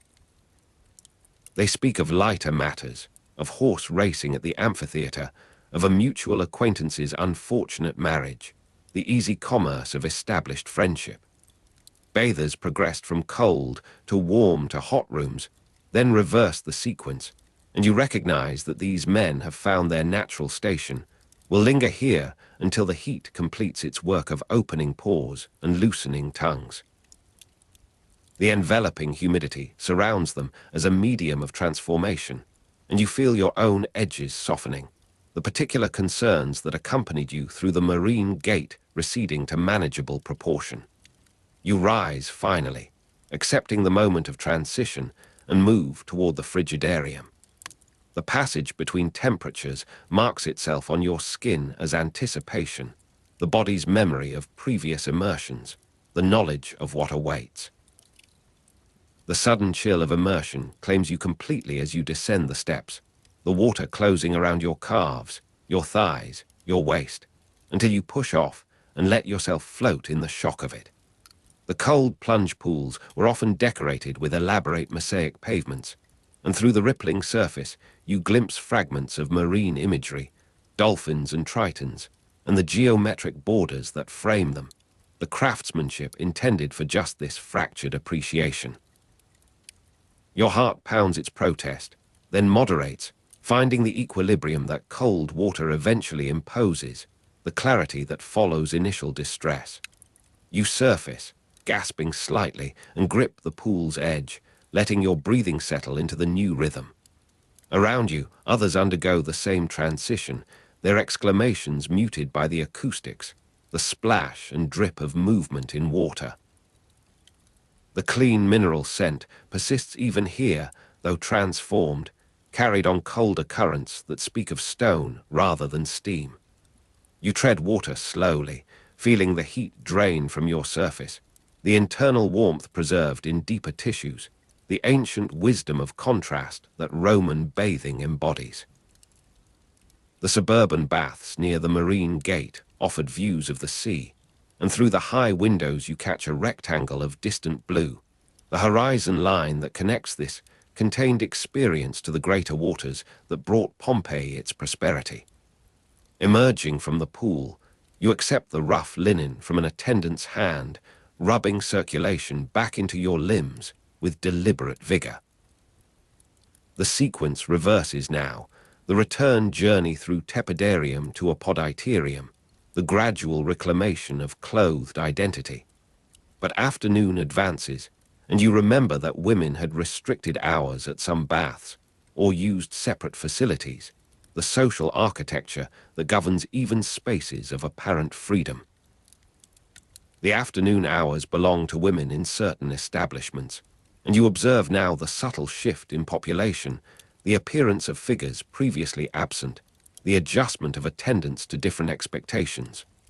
Two women meet in the reserved afternoon hours, sharing news across a marble bench in the tepidarium that the men have begun to vacate. You linger at the threshold, not yet departed, witness to this other economy of the baths. They recline with the same ease as the merchant and his client, their conversation touching upon matters of household management, of marriages arranged and deferred, of the health of shared relations. The marble between them holds the residual warmth of male bodies recently departed, and you sense the layering of presence that these walls accumulate, the palimpsest of gendered time. Their voices carry the particular intonation of long acquaintance, the shorthand of shared history, and you note how the bath serves them equally as social instrument, the facilitation of connection that transcends the merely hygienic purpose. One woman, her hair still bound in the elaborate architecture of mourning arrangement, accepts a strigil from her attendant and begins the methodical scraping, that completes the cleansing ritual. The scrape of bone strigils provides percussion to her speech, a rhythm that punctuates without interrupting. Her companion responds, their exchange continuing through the physical process, and you perceive the integration of care for body and maintenance of relationship, the efficiency that Roman matrons have refined across generations. Oil and strigils were used for cleansing instead of soap, and the thin film that gathers on the strigil's edge, the waste product of this cleaning, will be gathered by the attendant for disposal, the invisible labor that permits visible grace. You move finally toward the Atrium, your own bathing sequence complete, your body bearing the particular lightness that follows proper treatment. The attendant returns your garments, the token exchanged for the final acknowledgement of service rendered. Echoes of conversation, amplified by vaulted ceilings, follow you as you dress. The continuing murmur of the baths in their afternoon phase, the space never empty, never still, always receiving and releasing the citizens who require its particular form of restoration.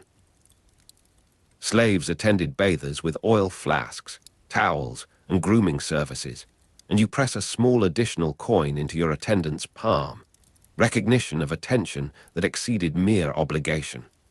The marine gate receives you again, the salt breeze now cooler against your heated skin, the transition from interior to exterior marking itself in the tightening of pores, the sharpening of attention.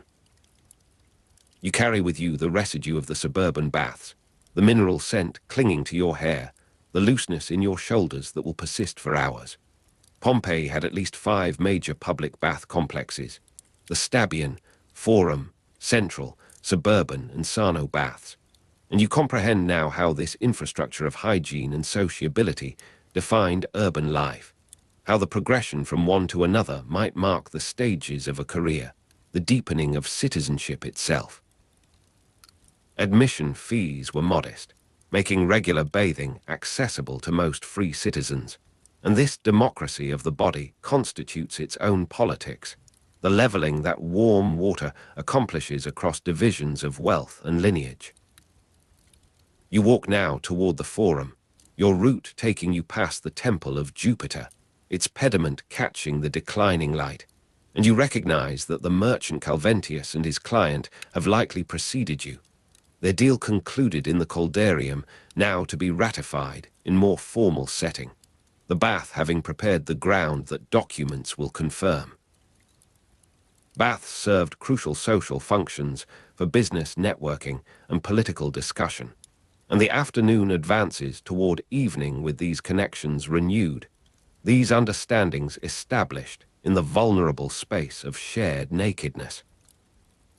Each complex answered to different needs, different populations, different moments in the city's evolution, yet all shared the fundamental grammar of a poditerium, frigidarium, tepidarium, caldarium, the progression that structured experience into meaningful sequence.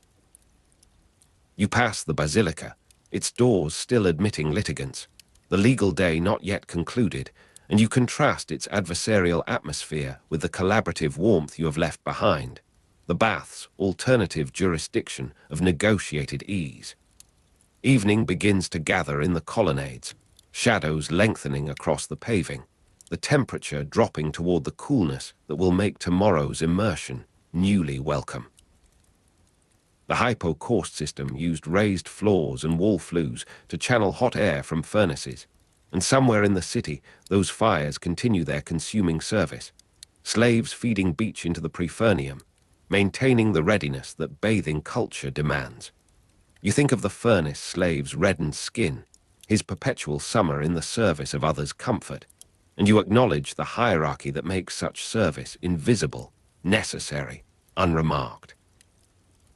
Your lodging lies in the insula near the Stabian baths, and your path takes you through streets now filling with the evening population, the bathers returning home, the cooks preparing evening meals, the ordinary rhythms of urban existence that will persist until the extraordinary interruption that history holds in waiting. But that knowledge belongs to later time, to the perspective of excavation and reconstruction, and you inhabit instead the unremarkable present, the afternoon's bathing still warm in your muscles, the conversation overheard still resonant in memory.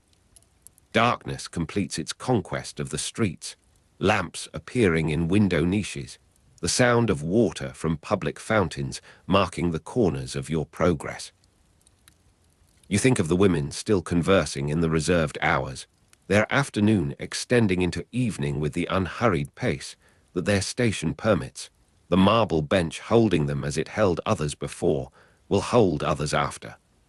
The scrape of bone strigils continues somewhere in the city's interior, the endless cycle of cleaning and exposure, of social preparation and physical renewal. The sudden chill of immersion awaits tomorrow's repetition, the shock that confirms vitality, the contrast that defines the warmth it interrupts. Your door receives you, the familiar threshold, the private darkness after public light. You unbind your sandals for the second time, feeling again the texture of floor beneath bare sole, the domestic version of the bath's progressive undressing. Sleep will come easily tonight, the body's deep relaxation after proper treatment, the mind's quieting after the social exercise of observation and participation. Tomorrow will bring its own requirements, its own progressions through the city's available spaces, and you will rise with the residue of this afternoon informing your movements, your expectations, your sense of what the city exists to provide. The enveloping humidity will draw you again, as it draws all who have learned its particular promise, its transformation of ordinary embodiment into something attended, something social, something completed by the gaze and touch of others. For now, you surrender to horizontal darkness, to the hours that night imposes, carrying with you the mineral memory of heated stone, the echo of vaulted conversations, the particular peace that comes from having moved properly through the prescribed sequence, from having been, for this afternoon, a body among other bodies, in the city that knew how to hold such gatherings, how to warm them, how to release them gently into the cooling air of evening. You are standing at the edge of the suburban baths as the morning fog lifts from the streets of Pompeii, where the working day has already begun in workshops that line the thoroughfares. Around you, the ammoniac sting of fullers' vats carried on afternoon breeze reaches even here, though the hour is early and the sun has barely cleared the ridge of Vesuvius. The year is approximately 78, in the reign of Vespasian, when the empire's relative peace allowed commerce to flourish in this Campanian town. You turn down a narrow lane where the smell intensifies, where the fulleries, the philonici, have clustered away from the elegant houses of the wealthy, pushed to the margins by the nature of their work. The Phalonica of Stephanus occupies a converted dwelling near the Herculaneum gate, its tiled floors cut through with channels for drainage, its walls damp with perpetual rinsing. You pause at the doorway and watch as a fuller lifts sodden wool from a vat, his legs stained yellow to the knee from urine solution, the human ammonia that degreases the raw fleece. He does not look up. His arms move with the practiced rhythm of repetition, gathering the heavy mass, squeezing, dropping it into the next stage of purification. The light here is diffuse, filtered through linen curtains hung to dry across the central court. Water drips from awnings onto stone flags worn smooth by generations of treading feet. Somewhere deeper in the establishment, workers trample fabrics in vats filled with urine and water mixtures, their bare soles pounding the cloth in unison, a soft percussion that carries through the building. You can feel the humidity pressing against your skin, carrying with it the rough texture of unprocessed wool, lanolin still clinging to fibers, that particular greasiness that resists ordinary washing. The fuller sets his burden down and reaches for a wooden paddle, stirring the next batch with deliberate strokes.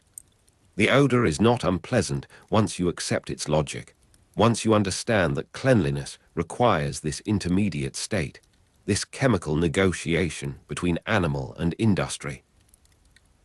At least 11 Pholoniki have been identified in Pompeii, scattered through the urban fabric like knots in a larger weave, each processing the fleeces that arrive from the surrounding hills, from the sheep that graze the slopes of the mountain whose shadow falls across everything here.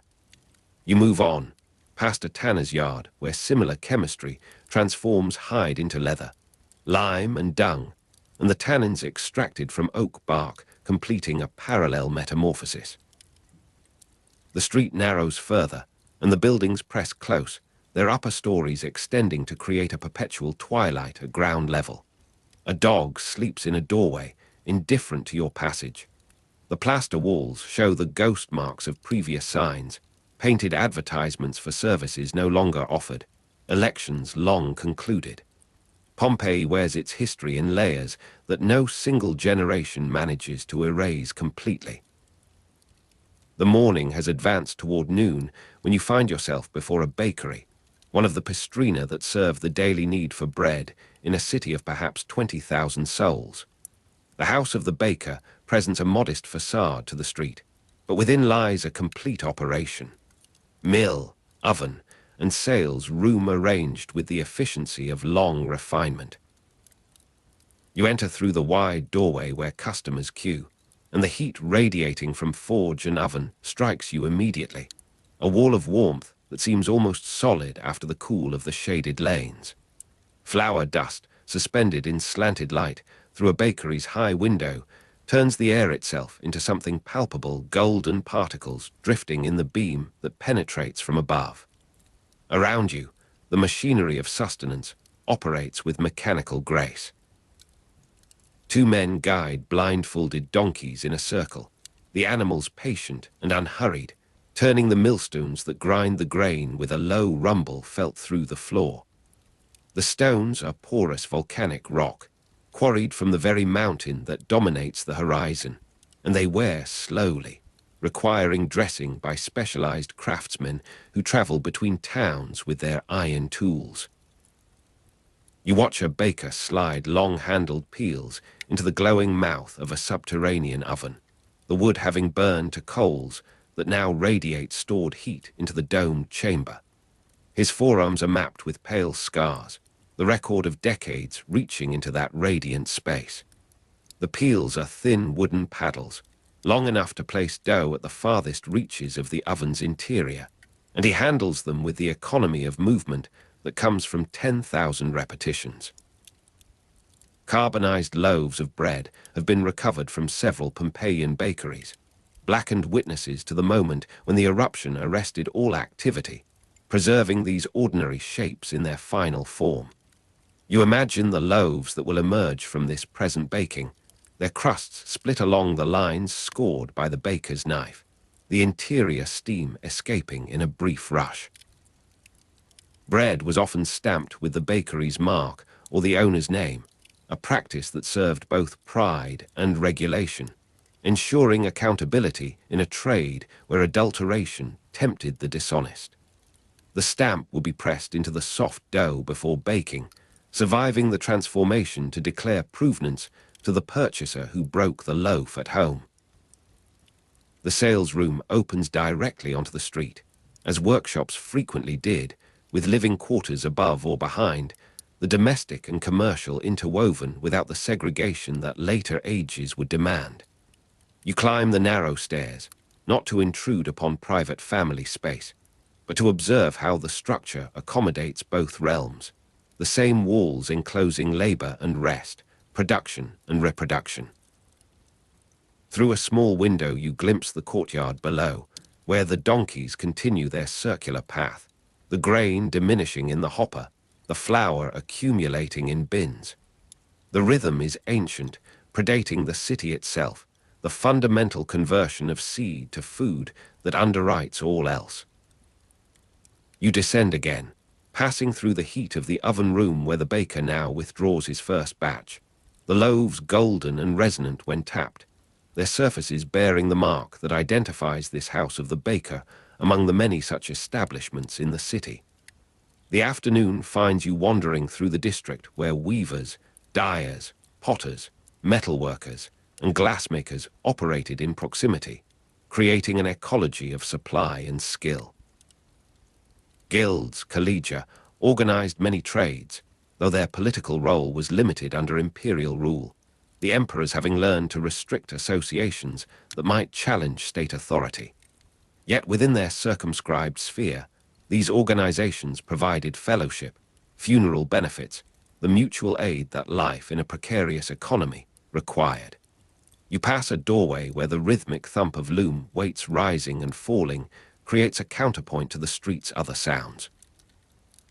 The weights are terracotta, pyramidal, attached to the warp threads that run vertically through the frame, and their descent is arrested by the weft that the seated worker passes between them.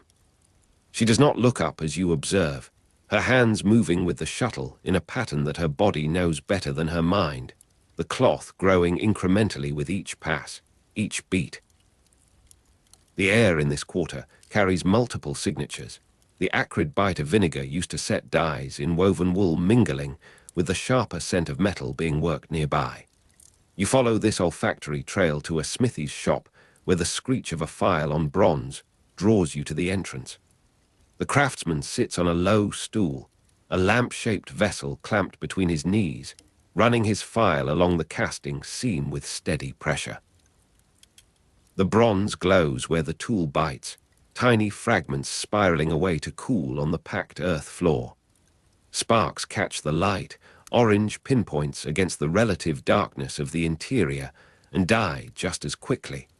He pauses to examine his work, turning the lamp to catch the daylight from the doorway, then resumes with a slightly adjusted angle. Behind him, shelves hold finished pieces awaiting purchasers, the everyday equipment of domestic religion and illumination, forms that have changed little across centuries of production.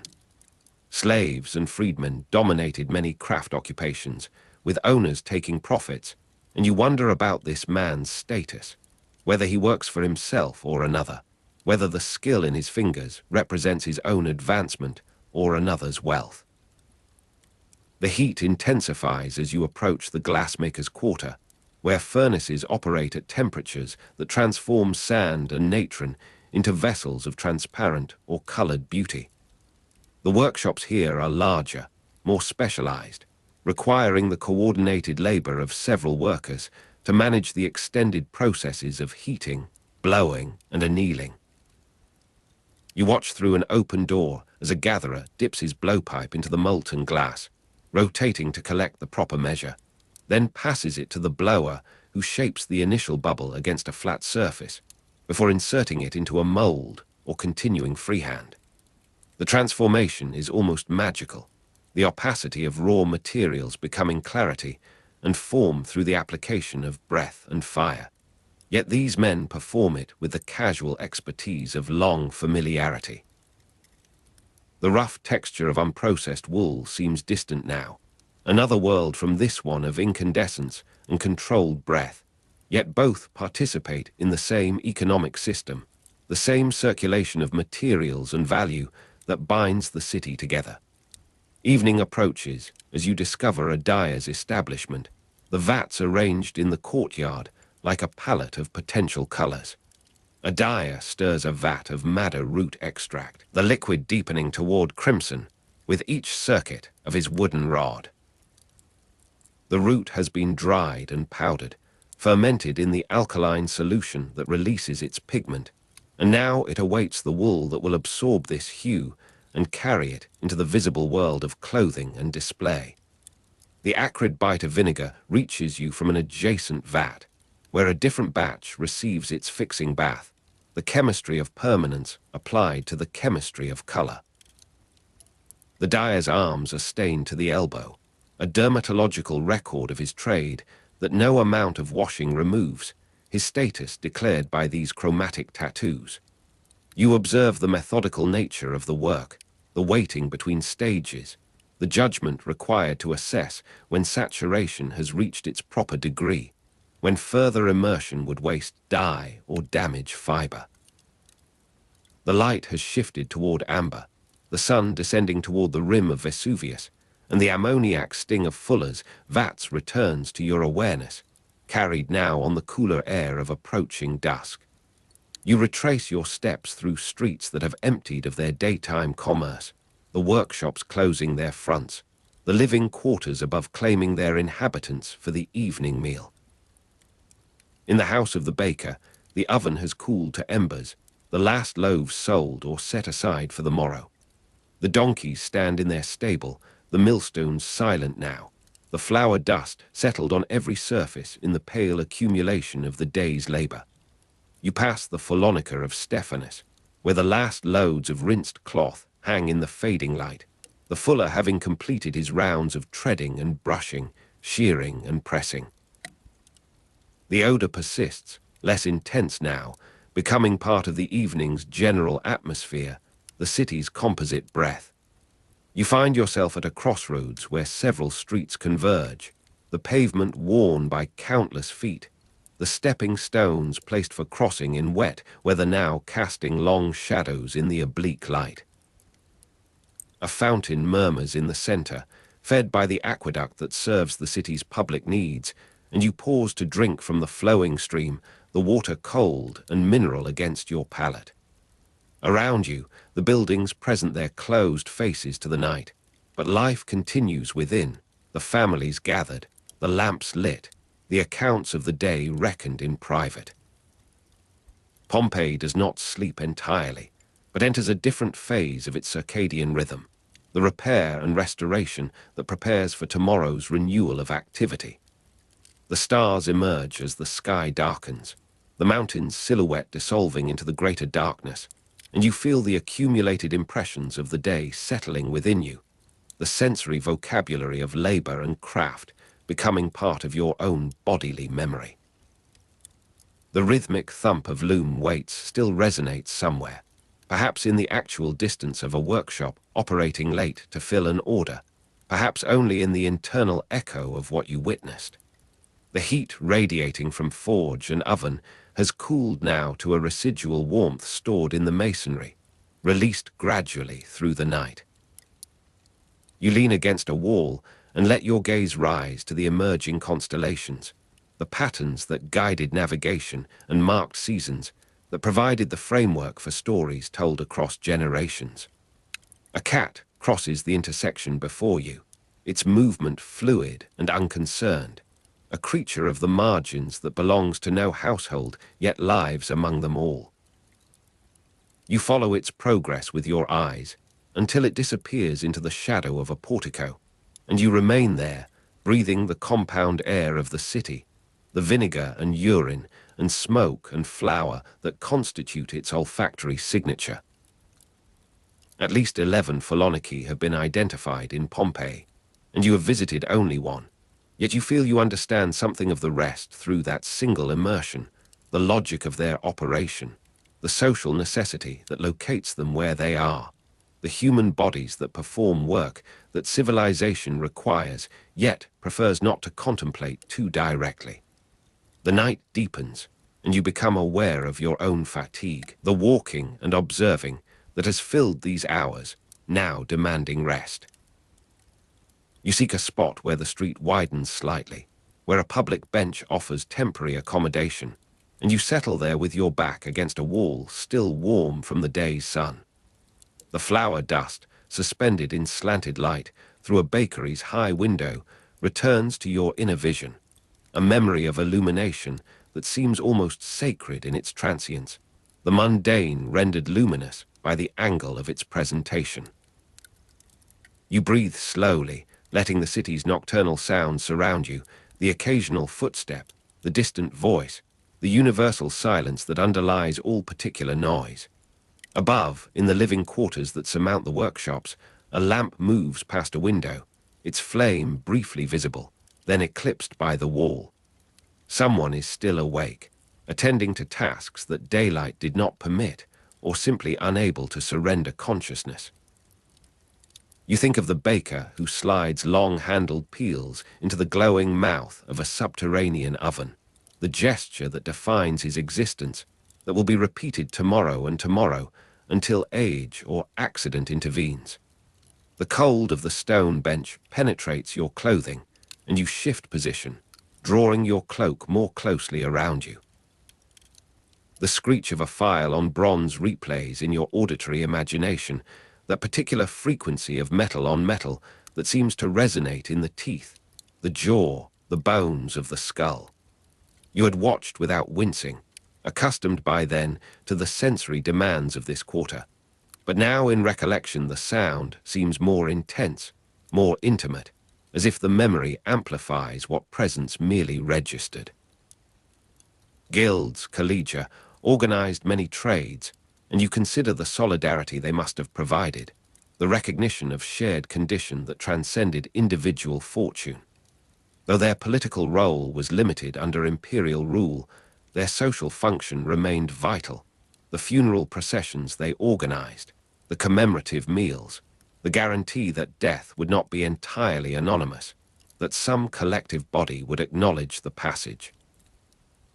The acrid bite of vinegar used to set dyes in woven wool accompanies this memory, the complementary process that follows coloration and ensures its persistence through wear and washing.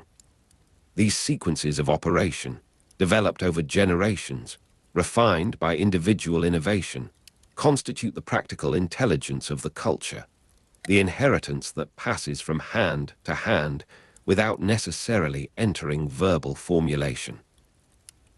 You feel sleep approaching now, the horizontal invitation that the body's fatigue extends to the mind. The rough texture of unprocessed wool seems almost tactile in your half-dreaming state, as if you were handling the fleece yourself, preparing it for the fuller's transformative treatment. Workers trampled fabrics in vats filled with urine and water mixtures, and you imagine the sensation of that liquid against the ankles, the resistance of the submerged cloth, the weight of sodden wool that the fuller must lift and transfer, his legs stained yellow to the knee from urine solution. The Phallonica of Stephanus becomes a dream space now, its channels and tanks reorganized by the logic of sleep into something simultaneously familiar and strange. The house of the baker offers shelter in this reverie, its complete arrangement of mill and oven, and sales room a model of functional completeness, the domestic and commercial interdependence that the city so often displays. Workshops open directly onto streets, with living quarters above or behind, and you inhabit now one of those upper rooms, looking down on the emptying thoroughfare, the day concluded, the night advancing. Tanners processed animal hides using similar chemical treatments, and the convergence of these trades in your understanding suggests a pattern, the city's organization reflecting material necessity rather than aesthetic preference, the unpleasant located where the sensitive need not encounter it, yet integral to the whole, indispensable. Pompeii knew how to accommodate such functions, how to distribute them through its fabric so that the aggregate supported the particular, the clean house depending on the dirty workshop, the elegant garment originating in the vat of urine solution. The stars have shifted in their slow procession, and you realize that time has passed in your reverie, the bench becoming colder, the city quieter around you. You rise stiffly, working the stiffness from joints that protest their immobility, and choose a direction that seems to lead toward the periphery, toward the zone where the urban gives way to the agricultural, where the workshops thin and the gardens begin. The ammoniac sting of Fuller's vats has faded entirely now, replaced by the cleaner sense of vegetation and distant water, the night air moving across your face with a freshness that seems almost deliberate, a contrast offered after the compounded odors of the working quarter. You walk without urgency, the sleep that approached on the bench now held at bay by movement, by the simple mechanics of propulsion. The heat radiating from forge and oven belongs to another part of the night, another layer of experience, and you feel the cooling atmosphere as a kind of cleansing, the body's thermal memory adjusting to present conditions. Weavers, dyers, potters, metalworkers, and glassmakers operated workshops throughout the city, and you have encountered representatives of most, yet the list feels incomplete, suggesting trades you did not witness, the full spectrum of productive activity that sustained this population. The road rises slightly, offering a view back toward the center, the scattered lights of remaining wakefulness, the bulk of public buildings visible against the starfield. You stand there, letting the panorama impress itself upon you, the city as a whole after the intensity of its parts, the aggregate that exceeds any single workshop or street. The rhythmic thump of loom weights has ceased entirely now, the weavers sleeping, the looms arrested in whatever phase of their cycle they reached at day's end. The dyer stirs a vat of madder root extract no longer, the crimson achieved and fixed, the wool hanging to dry in the darkness of his courtyard. You continue your gradual departure from the densest concentration of building, finding a path that follows the line of the wall, the fortification that defines the city's extent. Here the ground is uneven, the construction debris of generations mixed with the natural slope, and you pick your way carefully, attentive to footing in the diminished light. A lizard startles from your passage, its brief movement visible, then gone into crevice, another creature of the margins that prospers in the interstices of human habitation. You pause to let your heart settle from the minor surprise, leaning against the masonry that has stood for centuries, that will stand for decades more before the mountain's unexpected intervention. You understand now that this was the day's emblem, the sign that summarized what you witnessed. Labor made luminous by attention, the ordinary rendered visible by the angle of regard, the city's continuous production of goods and meaning proceeding in every quarter, through every hour, the human endeavor that fills the spaces between birth and death with purpose and pattern. The baker slides long-handled peels into the glowing mouth of a subterranean oven, and you carry this gesture with you into the darkness that now fully claims the outer precincts, the warmth of the oven receding, the cold of the night complete. You find a sheltered corner where the wall meets a subsidiary structure, some storage shed or guard post now disused, and you arrange yourself on the packed earth, your cloak spread beneath and over, the minimal accommodation that travel in such cities requires. The screech of a file on bronze echoes once more, then yields to the greater silence, the absence that permits sleep. Your own interruption will be gentler, the daily death of sleep, the temporary dissolution that morning will reverse, if morning comes, if the mountain permits. The rough texture of unprocessed wool brushes against your cheek as you turn, the cloak's fabric coarse against the skin, reminding you of origins, of processes, of the fuller's vats and the treading feet and the yellow-stained legs that perform this necessary transformation. Guilds, collegia, organized many trades, and you imagine the membership you might claim in such an assembly, the recognition of shared craft, the mutual witness to lives spent in these particular ways. The loom weights have fallen still, the furnace burns low, the dyer's vat cools in its courtyard, and you let these images dissolve into the darkness that precedes dreams, the city's labor continuing in your absence, as it will continue until the mountain speaks its single, final word. The street outside has blazed with morning sun, and now you step across the threshold into the cool dimness of the atrium, your pupils slowly adjusting to the interior shadows. The rectangular chamber stretches before you, its proportions governed by ancient convention, its ceiling pierced by the square opening of the compluvium through which daylight descends in a concentrated shaft. You stand upon the tessellated floor and feel the temperature drop across your skin, the transition from public brightness to domestic shadow complete. Above the central basin, this opening frames a patch of sky that seems almost luminous against the surrounding darkness, a deliberate architecture that gathers the heavens into the house itself. Water fills the impluvium below that aperture, collected from rains that pass through the roof and gathered here for household use. You observe the surface, where oil from a recent libation spreads in thin iridescent films, rainbow skins that fracture and reform in the gentle air currents descending from above. The matron of the house has completed her morning offering at the lararium niche set into the eastern wall, and now she watches the last traces of sacred liquid disperse across the still water.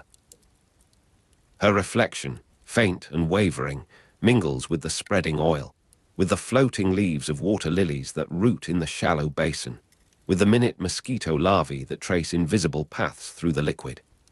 The house of Octavius Quartio contained 2 atria before the 62 CE earthquake, though you do not stand in that particular dwelling now, but in another like it, another house whose rhythms echo across the dense urban fabric of this city. The matron murmurs a final invocation to the lares and penates, the ancestral and protective spirits whose painted images occupy their shrine nearby, and you sense the accumulated weight of such daily repetitions, the centuries of mornings begun in this manner. Light enters the atrium from above, creating distinctive illumination patterns that shift and migrate across the floor as hours pass. You trace the slow progression of that brightness, how it pools upon mosaic scenes of marine creatures, how it grazes the bases of columns that support the surrounding roof, how it eventually reaches the far wall where the tablinum opens in a deeper shadow. The atrium served as reception space, family gathering area, and shrine location, and you perceive these functions layered within the single volume, the social and sacred interwoven without separation. A visitor arrives from the street, announced by the porter, and waits upon the bench set against the southern wall, his eyes similarly adjusting to this dim world after the exterior glare. The matron turns from her devotions to receive him, her movements measured, her voice low in the resonant space. The particular green of shade-loving plants in a walled garden's permanent half-light beckons beyond the tablinum, visible through that opening as a promise of further spaces. You move toward it, passing the threshold where the master's office and archive occupy its customary position, where tablets of accounts and correspondence await his attention upon the desk. You note the scrolls arranged in pigeonholes, the wax tablets stacked for review, the seal impressions that authenticate various documents. An elderly man sits here now, receiving clients who have passed through the atrium's formalities, their voices subdued in respect to the household's dignity. Children chase each other between columns where their grandfather receives these visitors, their laughter brief and quickly hushed by an attending slave, their footsteps pattering upon the pavement before they vanish toward the domestic quarters. The enclosed hush of a peristyle garden envelops you as you emerge from the covered walkway, city noise muffled by surrounding rooms that buffer this space from the street's commotion. Colonnades frame the garden on all sides, their stuccoed columns casting regular shadows that stripe the planted ground. Peristyle gardens with colonnaded walkways lay behind the atrium in larger houses, and you recognize this architectural sequence as the proper unfolding of Roman domestic life, the progression from public to private, from covered to open, from formal to cultivated. The afternoon light falls at an angle now, gilding the edges of boxwood hedges that line the central path, transforming ordinary foliage into something briefly precious.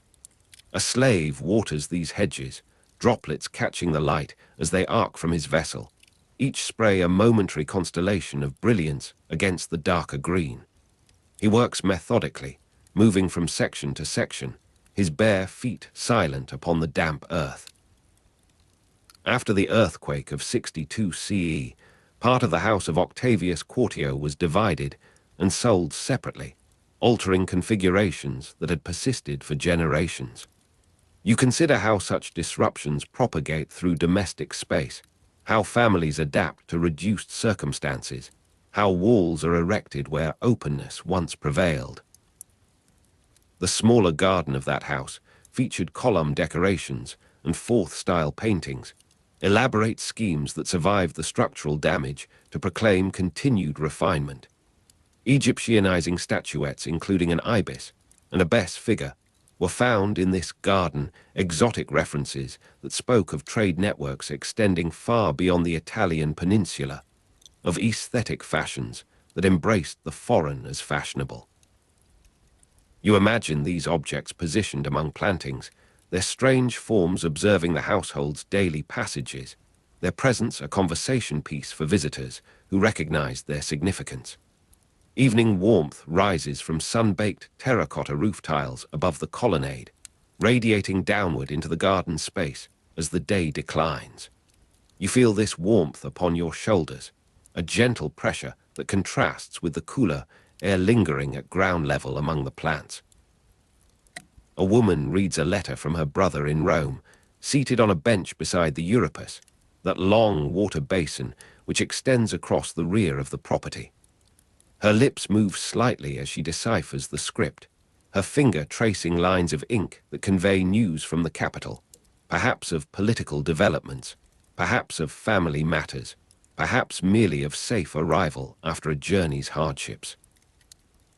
The water beside her reflects the sky's changing colors, a horizontal mirror that doubles the world above, and you notice how her concentration isolates her despite the garden's openness, how reading creates its own private chamber within public space. In grander establishments, such channels served both practical irrigation and aesthetic contemplation. You follow the Euripus with your gaze, observing how it defines the garden's far boundary, how its margins support moisture-loving plants that would not thrive in drier beds. Fish perhaps move within its depths, cultivated for the table, their occasional surfacing rippling the otherwise placid surface. The woman's letter seems to require her entire attention, her posture inclined forward, her free hand resting upon her knee in unconscious tension. Somewhere beyond this immediate scene, the larger garden contained a small temple structure at its center, a miniature sanctuary that domesticated religious practice, that brought the gods within the household's compass rather than requiring pilgrimage to distant temples. Wall paintings depicted Narcissus, Pyramus, and Thisbe in garden settings, mythological narratives that resonated with the cultivated surroundings. You recall these stories of failed love and transformation, of youth who mistook reflection for substance, of lovers separated by walls who found reunion only in death. The painter Lucius signed his work on a biclinium in this house, claiming authorship of these images with a modest inscription that preserved his name across centuries. His hand rendered foliage with sufficient skill that viewers might momentarily confuse painted leaves for actual growth, might reach toward illusion before recognizing artifice.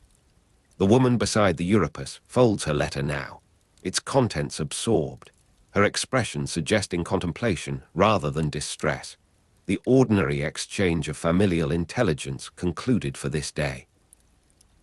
Cooking smells of leeks and fish sauce drift from the kitchen into the garden as evening approaches, aromatic threads that draw the household toward its communal meal. You identify these scents, the allium's sharp sweetness modified by slow cooking, the fermented complexity of garum that defines so much of this cuisine. Kitchens, latrines, and slave quarters occupied peripheral spaces in domestic architecture, relegated to margins where their functions would not disturb the central ceremonial spaces. Yet their products permeate outward, announcing themselves through doorways and windows, asserting necessities that architecture cannot fully conceal. A clatter of vessels from that direction suggests preparations nearing completion, the translation of raw materials into composed dishes proceeding according to established routines. That basin in the atrium serves multiple purposes beyond its ritual function, providing water for washing, for minor cleaning tasks, for the occasional thirst of small creatures that find their way indoors. You return toward the atrium's domain, passing again the niche where the matron's morning offering began this day's cycle of devotion.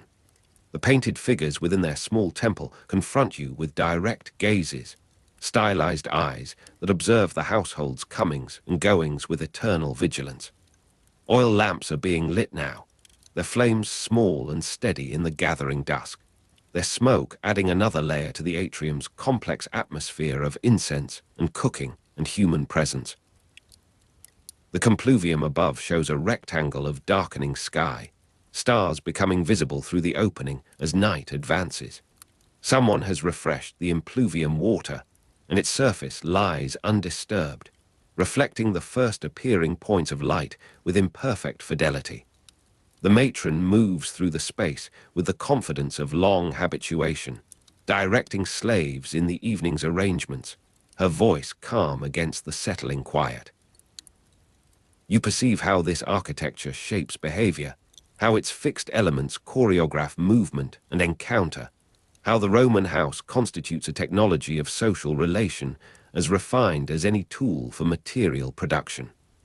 Columns cast no shadows now, their forms suggested by paleness against deeper dark, their capitals lost in upper obscurity.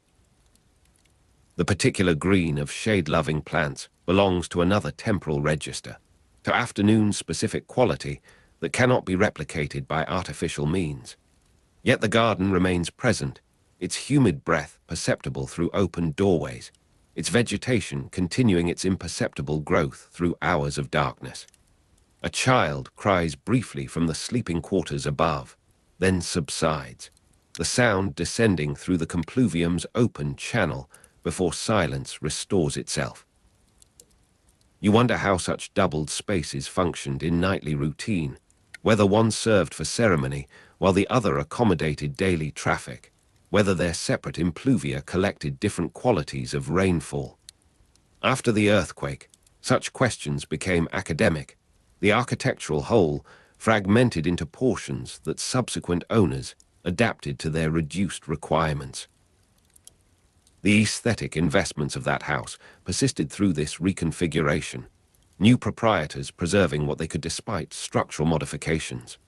Those exotic objects generate shadows unlike those of familiar deities in lamplight, their presence a continual reminder of empire's geographic extent.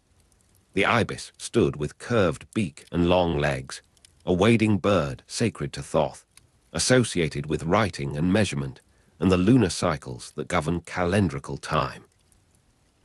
Bess crouched in his characteristic posture, dwarf-like, lion-eared, protector of households and particularly of children, his grotesque appearance intended to frighten malign influences rather than worshippers. These figures maintained their stations through evenings like this one, absorbed into the domestic pantheon alongside native Roman spirits. Even now, warmth rises from those terracotta roof tiles, though its intensity diminishes as the stored heat gradually dissipates into cooling air. You sense this thermal exchange as a barely perceptible breeze, convection currents that move without visible sign through the darkness. You consider how the Europa's surface temperature must adjust more slowly than the surrounding land, how water retains and releases heat according to its own physics, moderating the garden's climate through this thermal inertia. Frogs perhaps vocalize from its margins, their calls punctuating darkness with biological rhythm, claiming territory and seeking mates in seasonal urgency. You envision that miniature temple architecture in moonlight, its columns and pediment reduced to essential massing without decorative detail, its cella a dark cube against lesser darkness. Such structures required no priestly attendance, no scheduled rituals beyond what the household chose to observe, democratizing religious practice in ways that centralized temples could not accommodate. Those painted images, too, would lose their color in nocturnal conditions, retaining only value contrast, the design surviving where hue departed.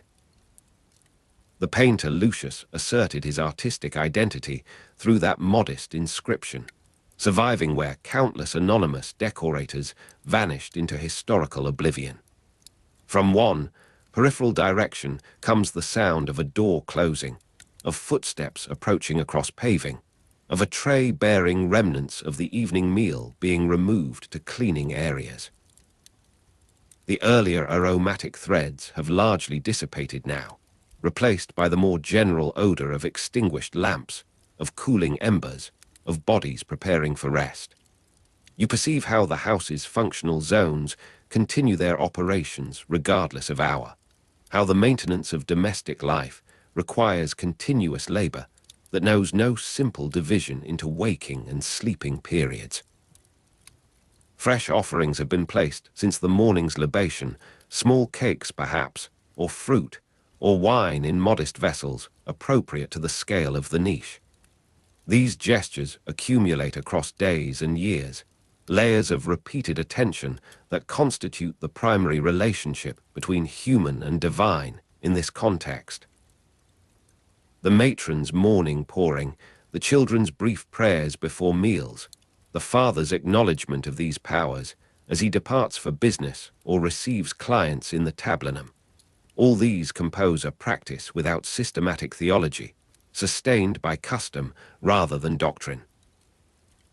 A drip from some higher source disturbs the impluvium's surface in darkness, circles expanding and fading where you cannot observe them directly, the atrium's dimness having advanced beyond visual discrimination of such subtle phenomena.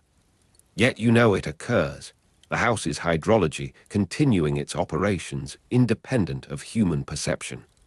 Water maintains its levels, seeks its outlets, supports its living inhabitants, according to physical laws that require no conscious direction. Tomorrow's early risers will encounter this same cool dimness, this same gradual adjustment of vision, this same architectural embrace of entering from public to private realm. Your own presence here constitutes only a passage, a temporary inhabitation of spaces that persist through countless such passages, that accommodate generations of matrons and slaves and children and visitors in their unchanging patterns. Though that particular house suffered division and alteration, the type persists, the form reproduces itself across the city's fabric, the Roman domestic imagination finding repeated expression in built matter.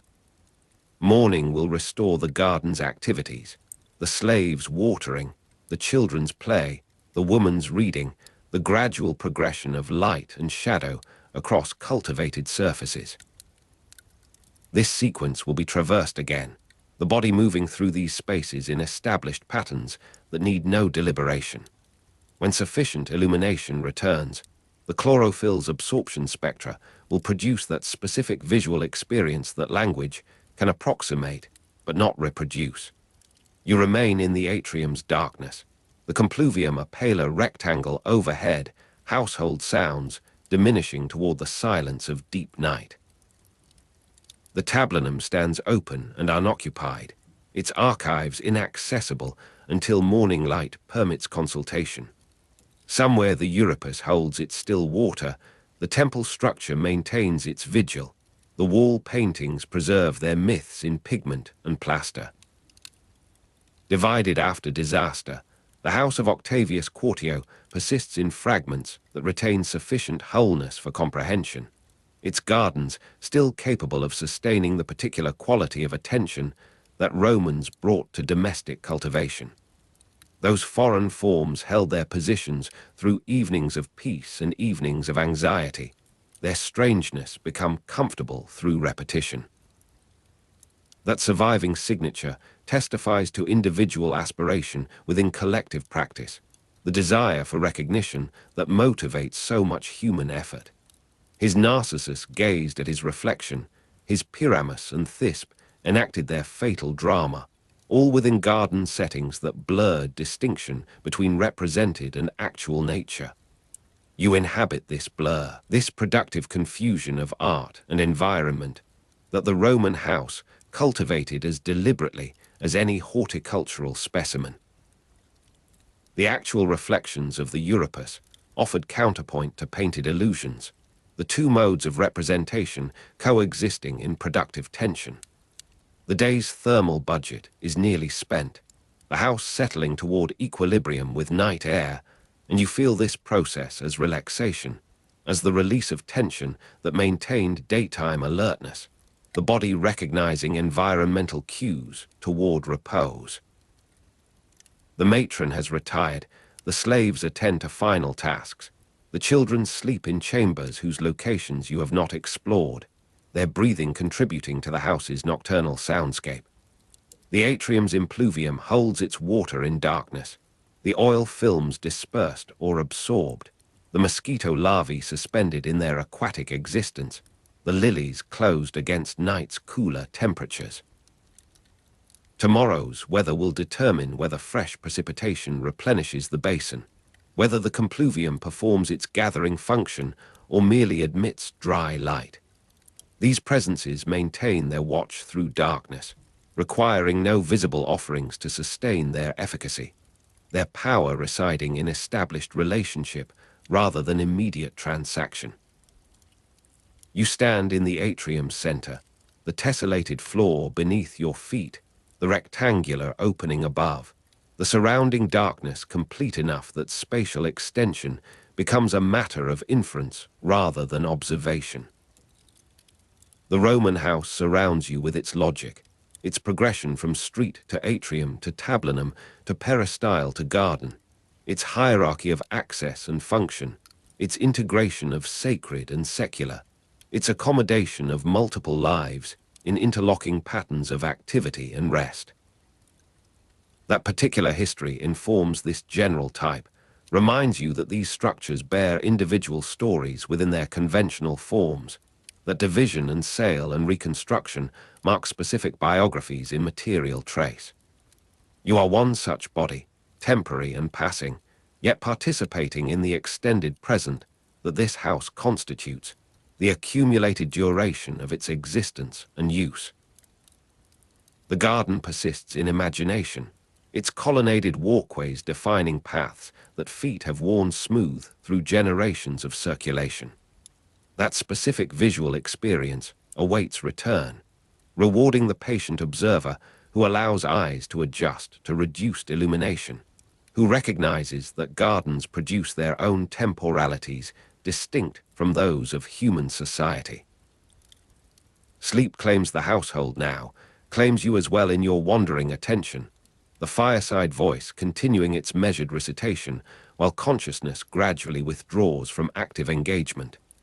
The atrium's darkness, the garden's memory, the kitchen's distant operations, the shrine's eternal vigil, all these persist beyond your perception, the house maintaining its existence independent of any single awareness. The matron's morning libation will recur, the oil spreading on water, the lararium receiving its due, the domestic cycle renewing itself with the day's return. You need only allow this rhythm to carry you, to accept the house's hospitality of shadow and quiet and gradual transition toward rest. Evening settles over Pompeii with the softness of dust descending upon a traveled road. You are standing at the edge of the forum as the last merchants fold their awnings, and the bronze sundial near the temple of Jupiter loses its shadow to the advancing dusk. The stone beneath your sandals still holds the day's warmth, though the air has begun its shift toward coolness, that particular coolness which descends from the slopes of Vesuvius, carrying faint sulfur traces unnoticed by those who breathe it every evening of their lives.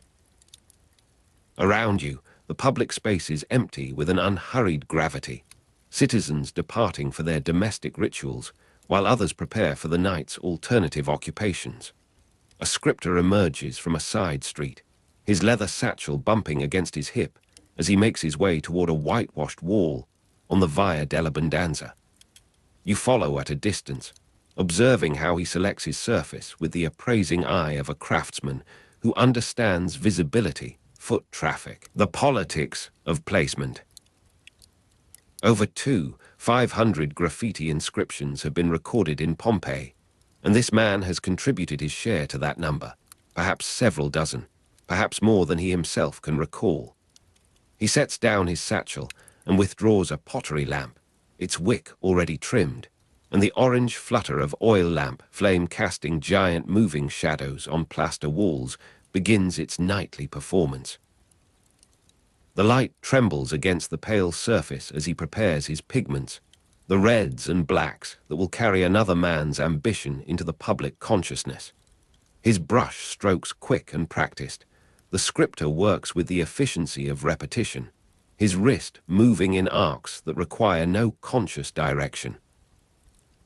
Electoral graffiti, programmata, recommended candidates for local office in standardized formulas, and he has lettered enough of these to compose them in his sleep, had sleep been permitted during his nocturnal employments. Painted slogans such as "I ask you to elect" and "worthy of the state" appeared on house walls throughout this quarter and others, their familiarity breeding not contempt but recognition, the comfort of established ritual. You watch him complete the opening formula, his brush forming the respectful petition with the same attention he might give to a more personal commission. For the professional sign writers, the scripters hired by candidates understood that their craft sustained the democratic machinery of this small city. The wall absorbs his pigment eagerly, the fresh plaster thirsty for color and permanence. Some programmata endorsed candidates by name, spelling out their virtues in explicit enumeration, while others relied upon implied reputation, assuming a public familiarity that might flatter the electorate or expose the candidate's vanity. The scripter does not concern himself with such distinctions. He is paid for execution, not strategy, and his lamp burns with the steady diminishment of oil that marks all such labor. Bitter smoke from cheap oil lamps hangs in unventilated rooms and open streets alike, and here it rises past his face, making him blink occasionally without breaking the rhythm of his work. You step closer, near enough to observe the individual hairs of his brush, the slight tremor in his hand that speaks of long practice rather than age or infirmity. Other messages surround his fresh contribution, layers of civic discourse accumulated across seasons and elections. Erotic graffiti and personal insults accompanied political and commercial messages in this visual cacophony, the walls serving as bulletin boards for every appetite and grievance Pompeii's residents wished to broadcast. A crude phallus sketched beside a heartfelt endorsement, a cook's advertisement below a lover's complaint, the democratic chaos of public expression unrestricted by modern notions of propriety or zoning. The scripter paints around these existing declarations, finding his space among them with the diplomatic accommodation of one who recognizes that all messages seek the same limited attention. His lamp gutters slightly in a passing breath of air, and the orange flutter intensifies momentarily before settling to its former steadiness. You leave him to his continued labor, knowing that other walls await his services before the night grows old enough to threaten discovery or exhaustion. The Via dell'Abbondanza carries you past shuttered shops and the occasional lingering figure, past the Thermopolium where a final customer drains his cup of watered wine. The resinous taste of ricinated wine, drunk from rough ceramic cups, lingers in your imagination as you observe these late transactions, the ordinary commerce of evening that precedes more specialized entertainments. The street narrows and widens with the organic irregularity of ancient construction, buildings pressing close, then retreating into small plazas where fountains murmur with the persistence of engineered water. Men gather at a popina further along your route, their voices audible before the establishment becomes visible, the particular timbre of relaxation and rising intoxication. Evening drinking occurred at Pompeii as well as Thermopolia, these distinctions meaningful to those who frequented both, though to the casual observer the difference might seem merely architectural, a matter of seating arrangements and the quality of provisions. You enter the narrow room, its ceiling low enough to force a slight stoop from taller patrons, and find yourself amid a congregation of laborers, freedmen, and the occasional citizen slumming below his station. The keeper, a woman with forearms marked by burns and the handling of hot vessels, acknowledges your presence with a nod that expects nothing, offers nothing beyond temporary shelter from the advancing night. Dice click against a wooden gaming board in the corner, the sound rhythmic as rain on tile, as persistent as the fountain's murmur outside. Gambling with dice was popular entertainment, despite periodic legal prohibitions that seemed to generate themselves with the regularity of religious festivals, and to be ignored with similar consistency.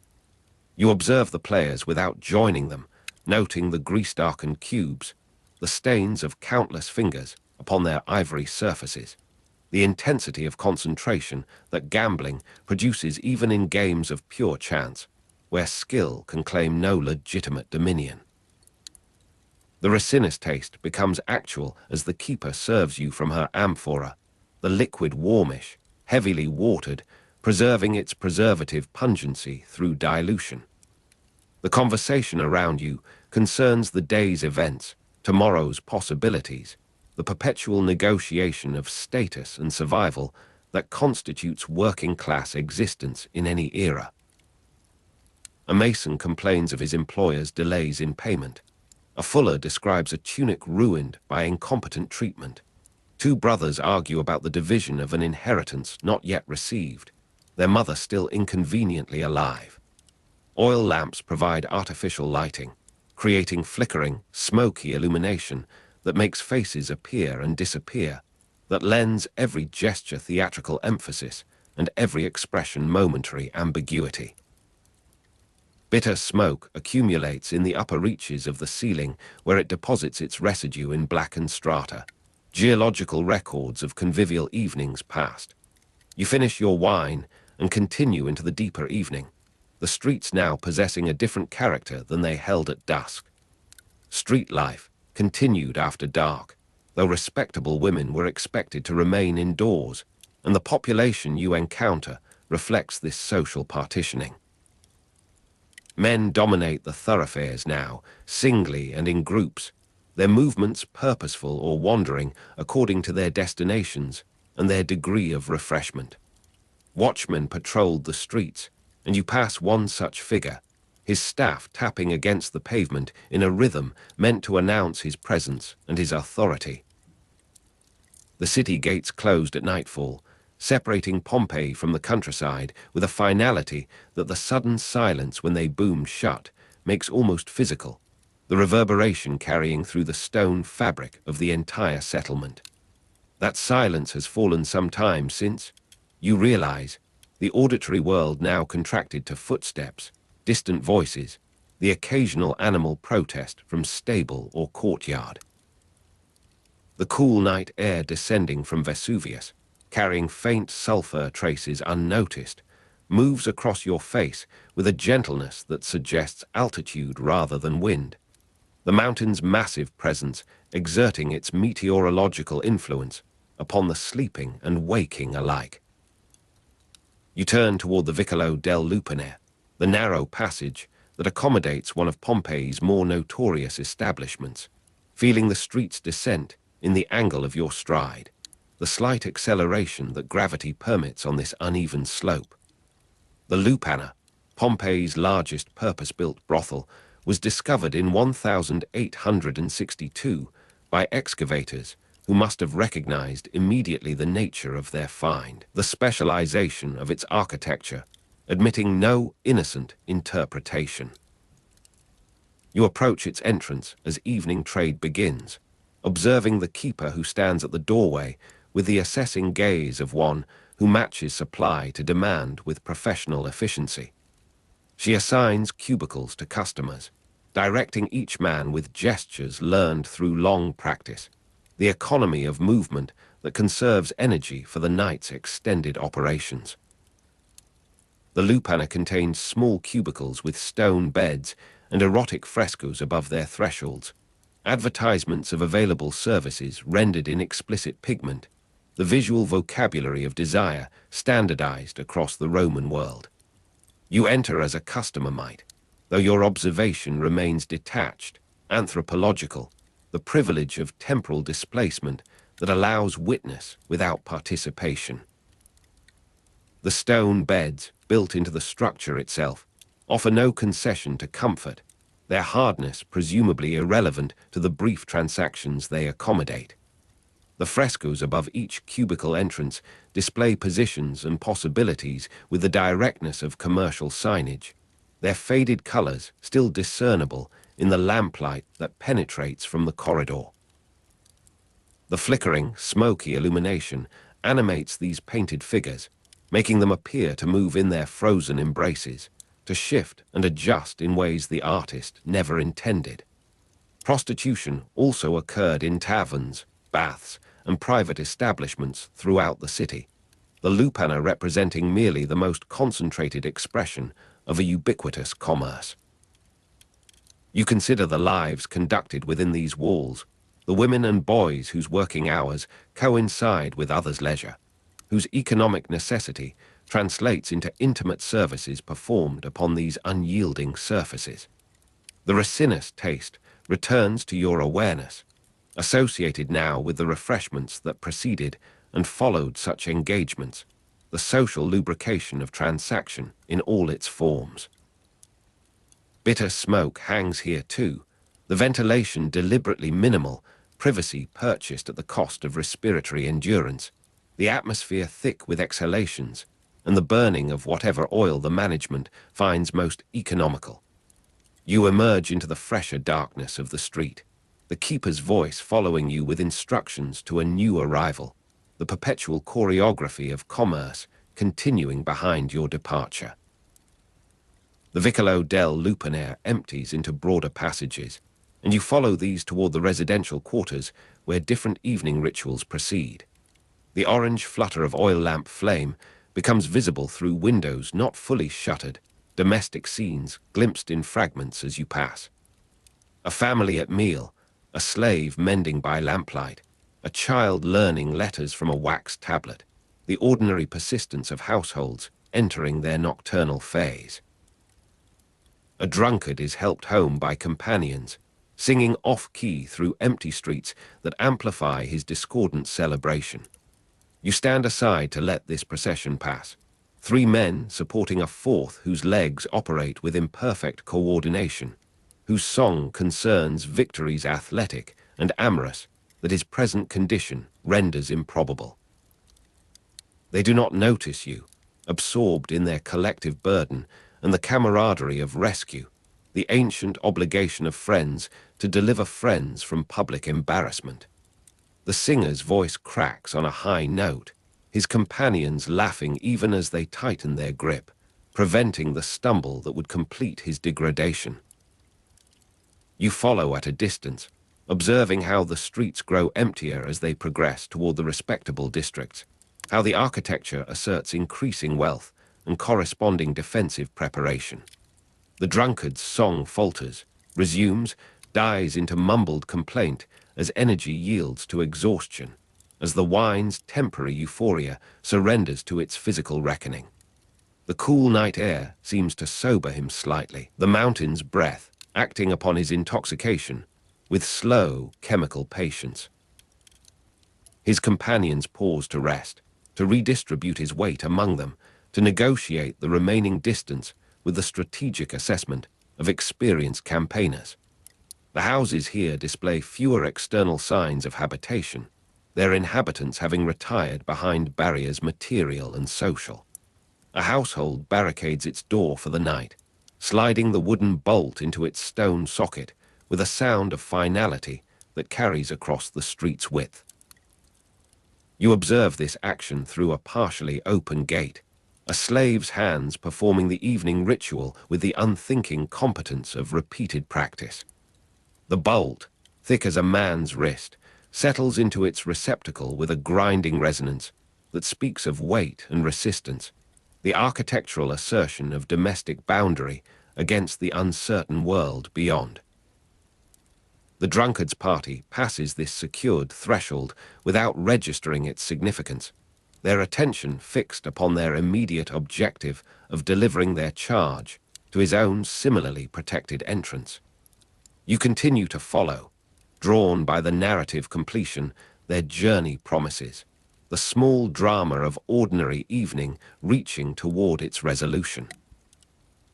The streets have achieved a silence broken only by their passage and your own quiet footsteps, the city's nocturnal economy having concentrated itself in those districts dedicated to such purposes, leaving the residential quarters to their rest.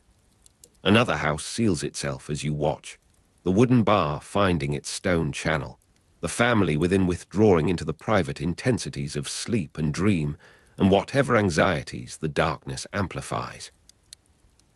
The orange flutter continues in upper rooms where final tasks delay retirement, but the lower spaces have surrendered to darkness, to the protective obscurity that expensive oil denies. You imagine the conversations concluding, the last embers banked in braziers, the gradual yielding to horizontal positions that marks the universal preparation for unconsciousness. The drunkard arrives at his destination, his companions rousing him sufficiently to participate in his own delivery, knocking at a door that opens with the reluctance of interrupted rest. A woman's voice, sharp with recognition and resignation, accepts the burden they transfer, the domestic unit absorbing its errant member with the practiced exasperation of long tolerance. You do not linger to observe the interior scenes that follow, the recriminations or their absence, the ultimate disposition of a body saturated with wine and effort. The door closes with a solidity that needs no bolt to communicate its exclusion, the street's emptiness reasserting itself around your continued presence. You walk now without specific destination, allowing the grid of Pompeii's streets to carry you where they will, the urban geometry that organizes movement without determining it.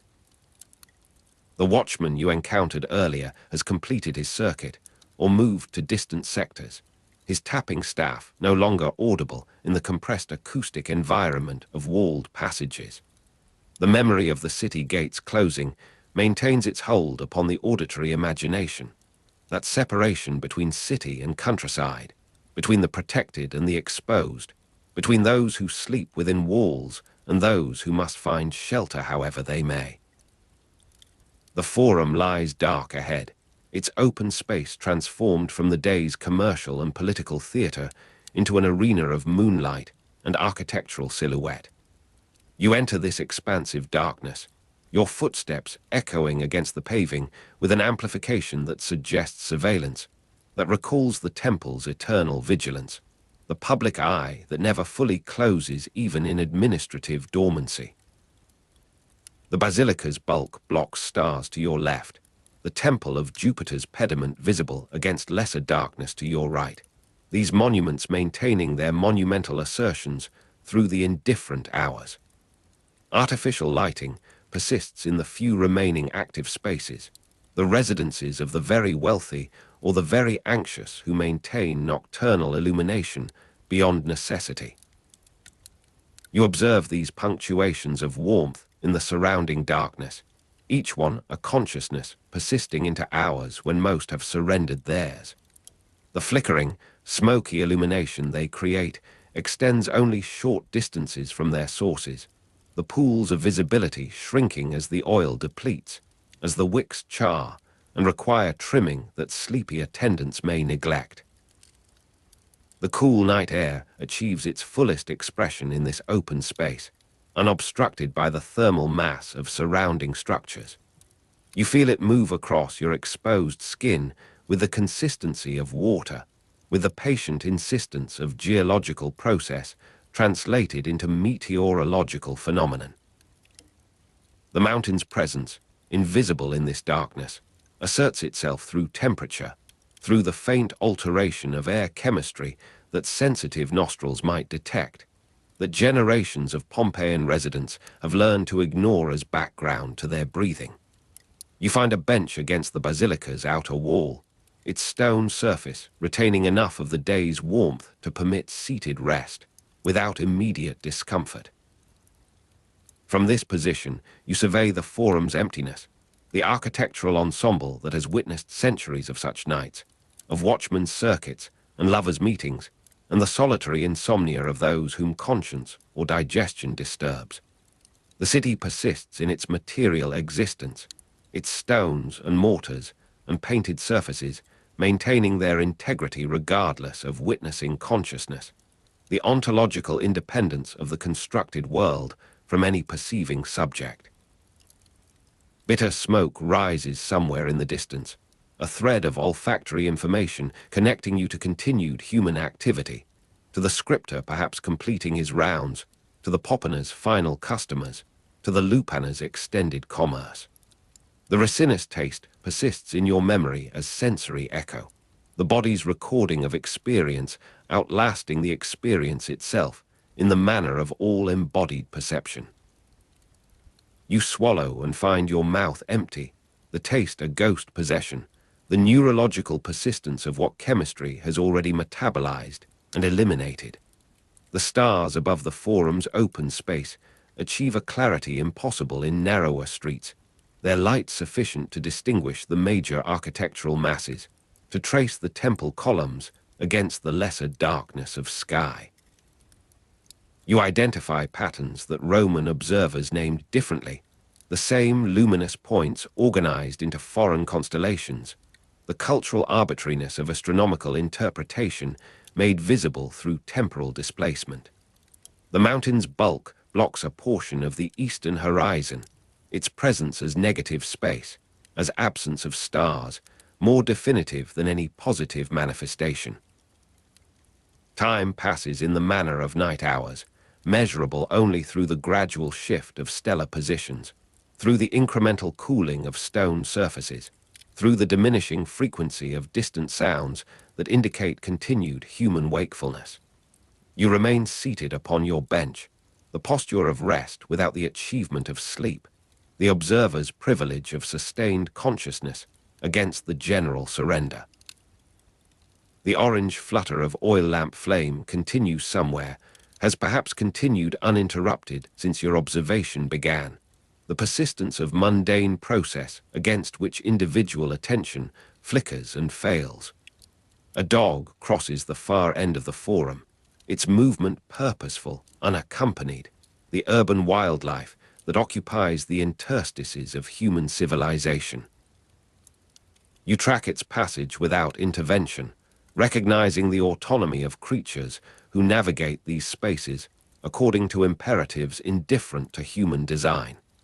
It disappears between columns, its existence as momentary and as complete as any you have witnessed, the democratic distribution of being across species and purposes and temporal scales.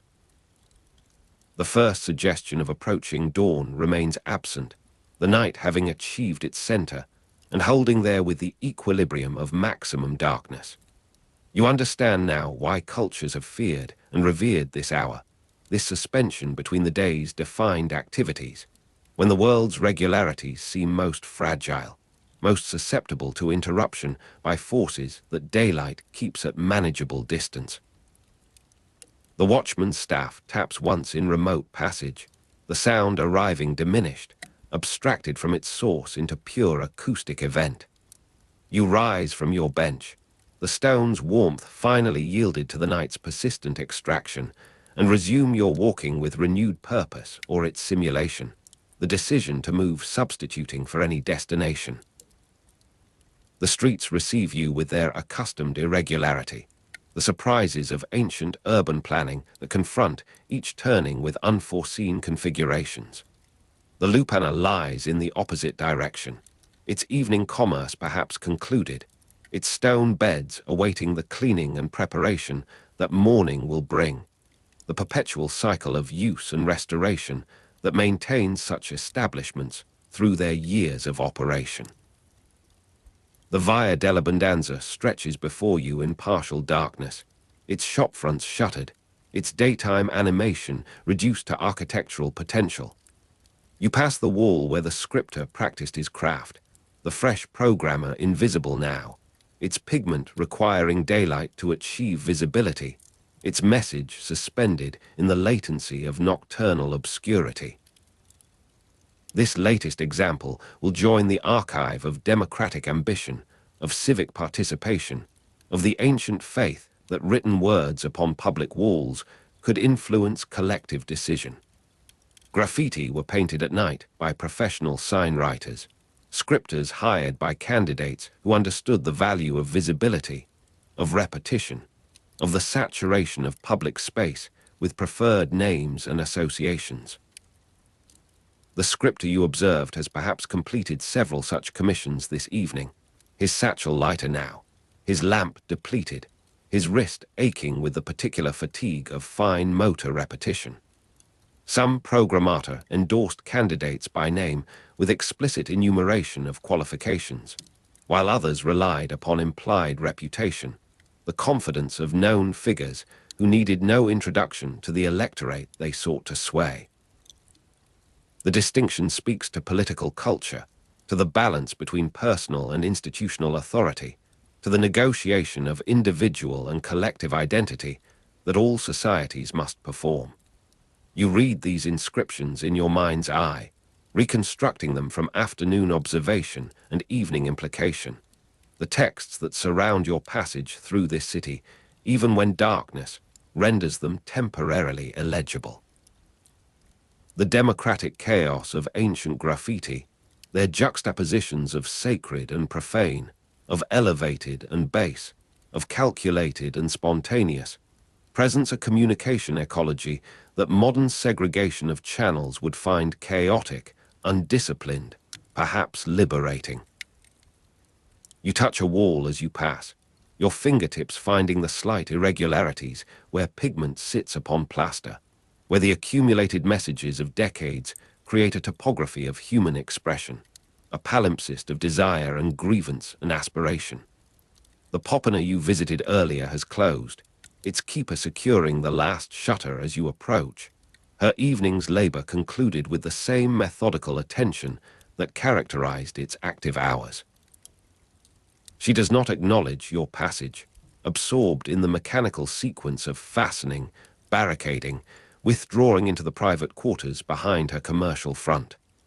The resinous taste lingers here too, embedded in the porous ceramics, in the wooden counters, in the very air that enclosed the evening's conviviality. Bitter smoke has deposited its residue upon every surface, the material record of artificial illumination that archaeology will recover and analyze, that will inform understanding of ancient lighting practices, of economic stratification, of the sensory environments that shaped daily experience. You continue toward the residential district where the drunkard was delivered, where households secure themselves against the night, where the rhythms of respectable existence proceed according to patterns established through generations of practice. The streets narrow, the building heights increase relative to passage width. The enclosure of urban space achieves its maximum expression. The cool night air moves through these constricted passages with altered character, channeled and accelerated by the architectural configuration, its temperature more pronounced against skin that the day's warmth has long surrendered. A household barricades its door for the night, the sound of sliding wood against stone reaching you from an interior courtyard, the ritual of security performed even now as the night reaches toward its middle hours. You imagine the bolt's weight, the stone socket's patience, the thousands of evenings this junction has witnessed, the friction wearing both elements smoother with each repetition. The domestic cycle renews itself through such actions, the house maintaining its existence independent of any single awareness, its walls preserving the memory of all who have passed within them. All these persist beyond your perception, the city maintaining its existence independent of any single awareness, the garden's memory and the kitchen's distant operations, and the shrine's eternal vigil continuing their patterns through the hours that remain before dawn. The particular quality of sunset light on Vesuvius's western face, limestone glowing rose gold, spreads across the terrace where you stand among the farmer's vines. He has paused in his evening inspection, one hand resting upon a wooden stake driven deep into dark volcanic soil, his attention drawn toward the mountain's upper reaches where shadow begins its slow advance. You observe the methodical nature of his movements, the unhurried lifting of each leaf to examine its underside, the practiced gaze that searches for discoloration or pest damage in the fading illumination. the warmth rising from vineyard terraces where days heat stores in dark volcanic soil presses gently against your ankles, a residual presence from the afternoon's intensity that will dissipate within the hour. Around you, the rows of trained vines extend toward the property's boundary wall, their geometry softened by the angle of declining light, the cultivation imposed upon slopes that the mountain has permitted for generations. The farmer speaks to you without turning from his examination, his voice carrying the particular cadence of those who spend long hours in solitary labor. He mentions the consistency of this season's growth, the reliable pattern of bud break and veraison that his father taught him to read in these same terraces decades prior. His grandfather worked this land before him, and the chain of inheritance extends backward through centuries of cultivation that no written record fully preserves. You note the ease with which he speaks of Vesuvius, naming it simply as farmers name any prominent landmark, without the weight of reverence or fear that distant observers might attach to such a formation. The mountain's name may derive from the Oscan word for smoke or from a hero, Vespinus, though neither etymology concerns him as he ties a loose shoot to its supporting wire with practiced fingers. A traveller passes along the road below the terrace, his pack indicating a journey of some distance, perhaps from Neapolis or the coastal settlements beyond. You watch him pause where the path offers its clearest prospect of the mountain's full profile, his body assuming the stillness of one arrested by unexpected beauty. He remarks to himself, though his words carry clearly in the evening stillness, on the mountain's perfect cone shape, comparing it to Mount Etna in Sicily, that greater volcano whose eruptions belong to living memory and written chronicle. Vesuvius had not erupted in living memory before 79 CE, and this traveller from regions more familiar with volcanic display finds something remarkable in the very tranquility he observes, the absence of smoke or tremor that would mark active menace. Roman writers described Vesuvius as covered with vineyards and villas on its fertile slopes, and this description rises unbidden to your awareness as you survey the identical scene before you. The traveller continues his observation, noting how the cultivation extends higher than wisdom might dictate, how the wealthy have built their seasonal retreats into elevations where the air grows thin and the view commands the entire bay. Roman science lacked understanding of volcanism as geological rather than meteorological phenomenon, and this ignorance permits the extension of domestic life into zones that later knowledge would designate hazardous. You consider how the agricultural wealth of the region depended on volcanic soil fertility, the paradox of abundance drawn from origins that would, in sufficient concentration, destroy all that it sustained. The farmer below you resumes his movement between rows, untroubled by such reflection, his boots pressing prints into the dust that tomorrow's dew will erase. Children play at the edge of town, throwing stones that roll down toward the unseen crater, their voices carrying with the particular clarity that evening air affords to sound. You find yourself positioned where their game intersects with your path, the road descending toward the suburban district where workshops and modest dwellings occupy the transition between urban density and agricultural estate. The stones they cast are small, selected for their capacity to travel far when given proper momentum, and you track one such missile through its arc and bounce, its final rest somewhere in the scrub below the cultivated zone. Their laughter lacks the constraint of adult consciousness, untroubled by knowledge of what lies beneath their feet, the chambers and conduits that geology has fashioned through millennia of previous activity. Earthquake tremors were frequent in the years before 79 CE, but caused no general alarm, and this normalization of instability belongs to the children's inheritance as completely as it did to their parents.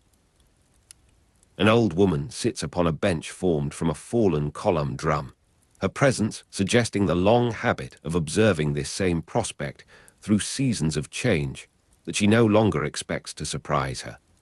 She remembers her grandmother's tale of Earth shaking in 62, dismissed as long past, the narrative reduced to family anecdote without connection to present risk.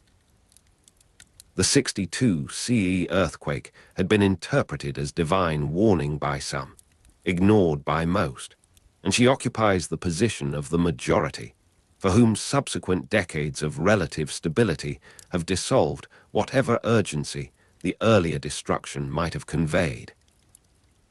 You pass near enough to observe her face in the remaining light, the network of lines that record her attendance upon time's passage, her gaze directed toward the mountain with the familiarity of long acquaintance rather than the scrutiny of apprehension.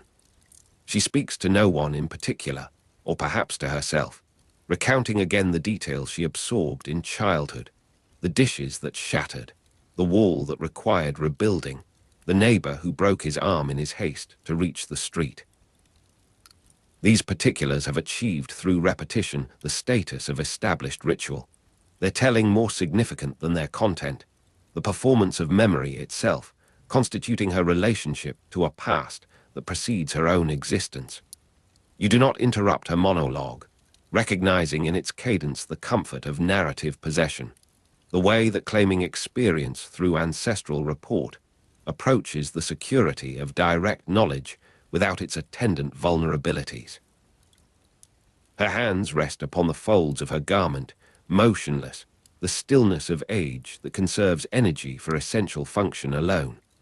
The last light fades on the mountain silhouette, dark against a sky still clear and star-scattered, and you perceive the gradual withdrawal of color from the world as a physical sensation, the cooling of atmosphere that accompanies the sun's departure. The immense, patient silence of a mountain that has never spoken in human memory envelops the landscape, a quality of presence that differs categorically from the absence of sound in ordinary spaces. You stand now at the harbor's edge, where the water receives what little illumination remains, its surface displaying the particular texture of enclosed bay water, protected from the open sea's agitation by the curving arm of land. Around you, the merchants are unloading their cargoes with the diminished urgency of day's end, their movements slowed by fatigue and the recognition that complete discharge will extend into tomorrow's labor.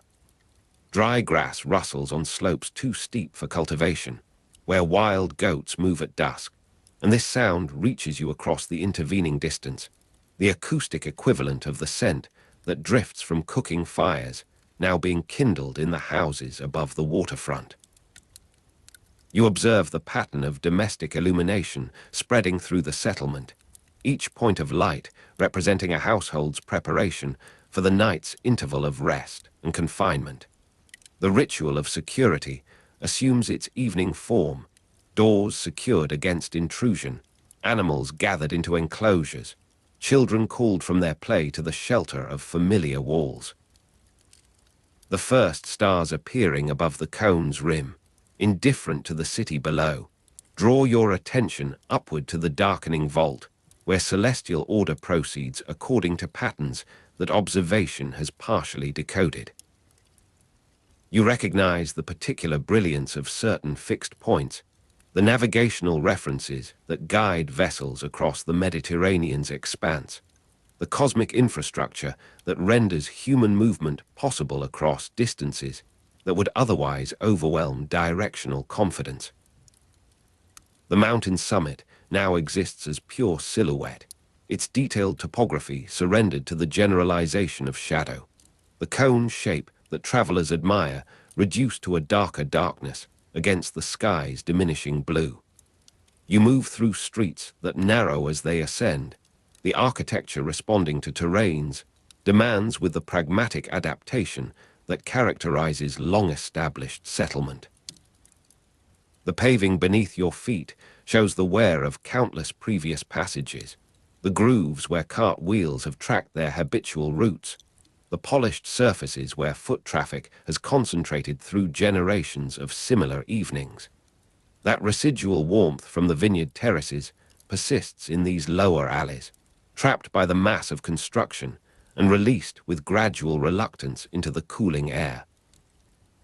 The rose-gold illumination you observed earlier survives only in memory now, the sensory impression preserved as internal image, while external reality has shifted to nocturnal configuration. The mountain's silence asserts itself more completely as human activity diminishes, the reduction of ambient sound permitting the emergence of subtler acoustic events. You attend to the water's movement against the harbor's stonework, the rhythmic compression and release that constitutes the bay's perpetual respiration. Somewhere distant, perhaps upon the heights where villas command panoramic views, musicians practice the evening entertainment of the leisured class, their melody fragmented by distance into isolated phrases that arrive without predictable sequence. The social geography of the city reveals itself in such auditory traces, the stratification of privilege and labor distributed across the terrain according to economic capacity and customary association. That dry grass rustling merges with the nearer whisper of domesticated creatures shifting in their stalls, the composite texture of animal presence that accompanies human settlement without fully integrating into its purposes. You recognize in this acoustic environment the continuity of agricultural existence, the persistence of practices that preceded urban development and will, in modified form, survive its transformations. The dependence on volcanic soil fertility expresses itself in every aspect of the scene surrounding you, the vines and grain fields extending toward the mountain's base, as if daring the source of their prosperity to exact eventual payment.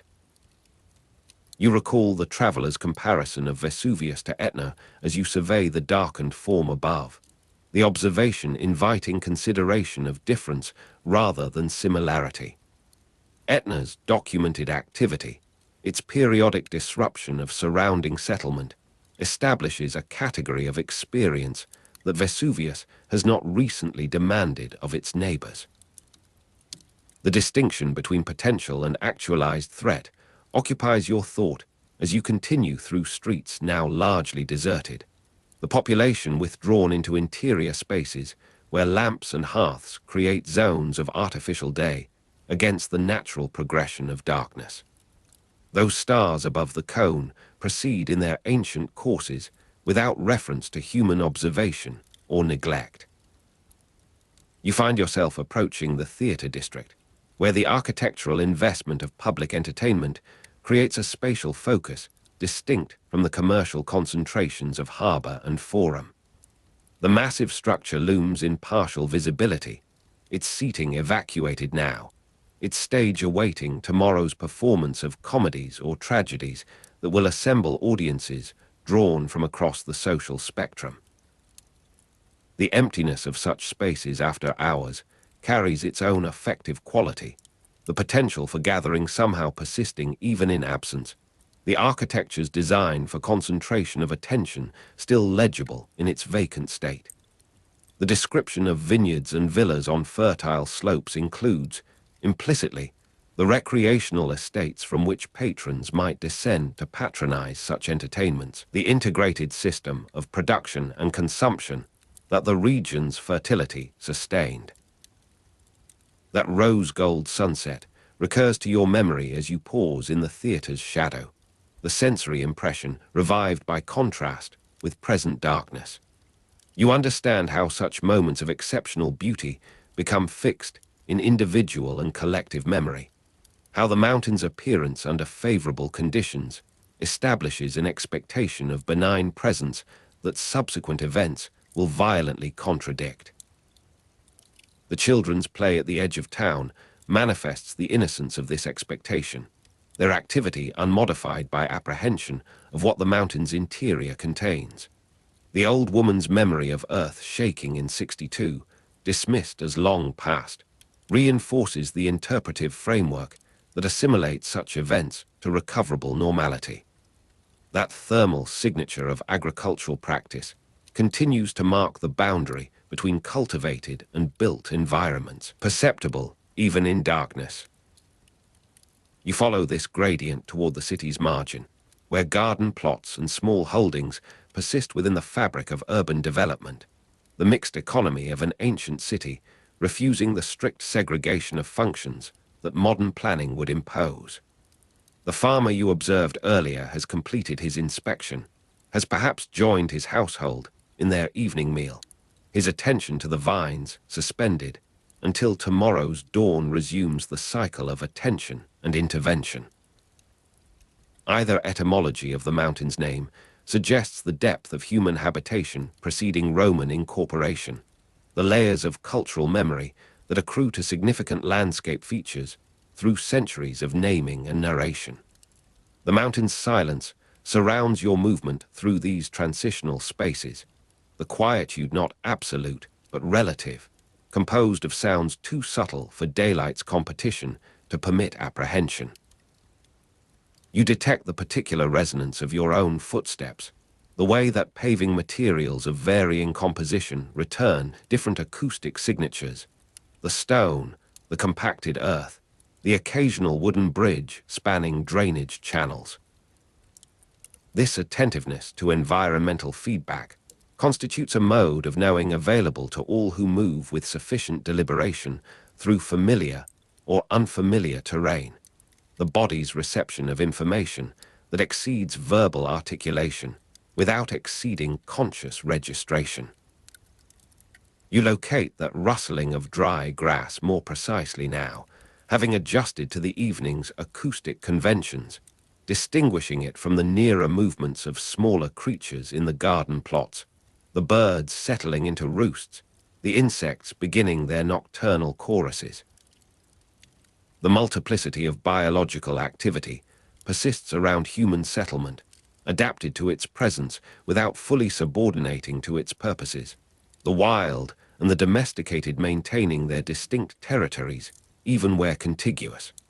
The stars above the cone increase in number as full darkness establishes itself, the initial points of light supplemented by others as your eyes complete their adaptation to reduced illumination. You approach a vantage from which the bay becomes visible, the water's surface now reflecting stellar light with the particular quality of still water, the minimal disturbance that prevails in sheltered harbors after days' activity has ceased.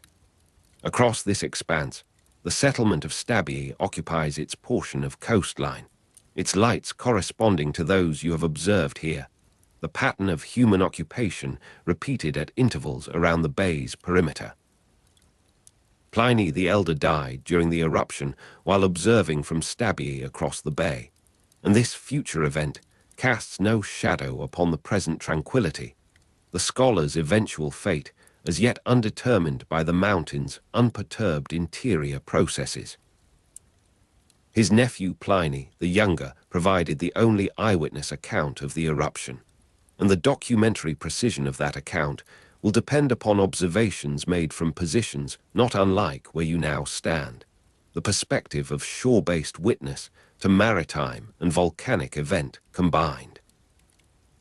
You recognize in this fading light the temporal complexity of observation, the lag between astronomical event and perceptual registration, the continued transmission of light from sources already extinguished in absolute terms. This astronomical truth applies metaphorically to historical comprehension, the knowledge that arrives from past events still illuminating present understanding, even as the originating circumstances have concluded their immediate existence.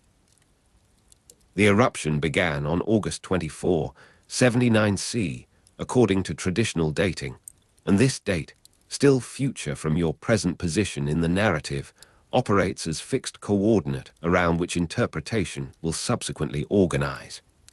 A cloud shaped like a pine tree rose from the volcano, described by Pliny the Younger, and this simile of vegetal form emerging from geological violence will capture the imagination of subsequent readers with its unexpected conjunction of natural kingdoms.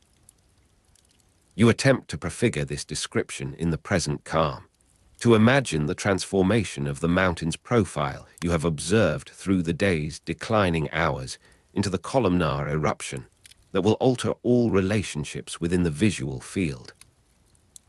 Pumice fell for approximately 18 hours before pyroclastic flows descended, and this temporal structure of the disaster, its prolonged initial phase permitting response and its terminal phase permitting none, will generate the particular pattern of survival and death that archaeology later reveals. The city was buried under approximately 4 to 6 meters of volcanic material, and this depth of accumulation, difficult to comprehend in abstract terms, will preserve what it destroys, the paradox of archaeological survival through catastrophic termination. The initial phase of the eruption allowed many residents to evacuate eastward, and this direction of escape, away from the prevailing wind's deposition of material, represents the geographical logic of survival available to those who responded promptly to the first signs of extraordinary event. Those who remained died from roof collapses, suffocation, or thermal shock from surges, and the variety of fatal mechanisms testifies to the complexity of the disaster's progression, the multiple hazards that accumulated as the eruption continued through its phases. You stand now at the water's edge, the harbor's stones beneath your feet, the bay's expanse before you, the mountain's dark mass to your rear. The particular configuration of elements that will produce documented catastrophe maintains in this moment its appearance of permanent stability, the exceptionality of future eruption concealed within the statistical distribution of geological possibility. The mountain's silence envelops your observation, the quality of waiting without expectation, of potential without imminent actualization. That warmth from the vineyard terraces continues to mark the interface between human cultivation and geological substrate, the thermal trace of daily solar cycle gradually diminishing toward equilibrium with the cooling night air. Those stars above the cone proceed in their established courses, their light arriving from temporal and spatial distances that dwarf human historical scale.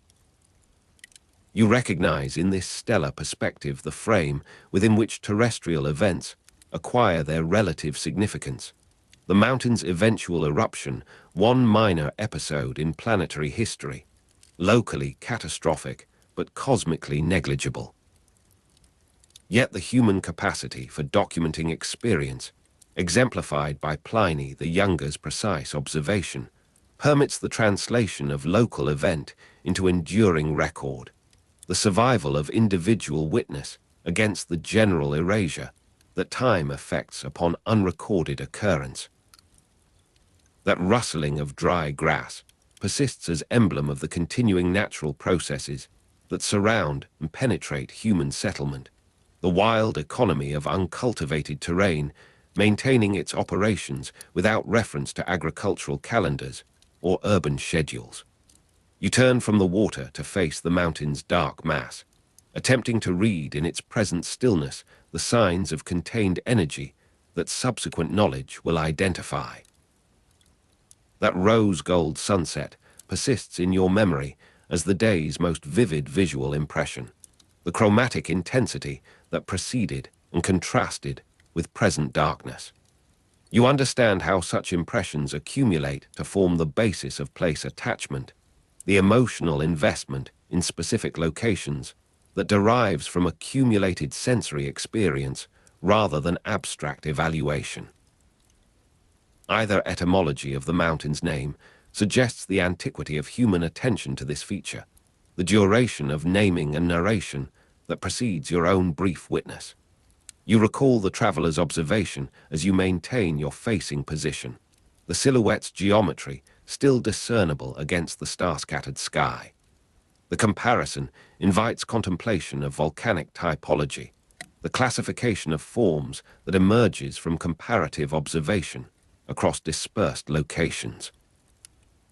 The children's play continues in your imagination even as actual children have long since been summoned indoors.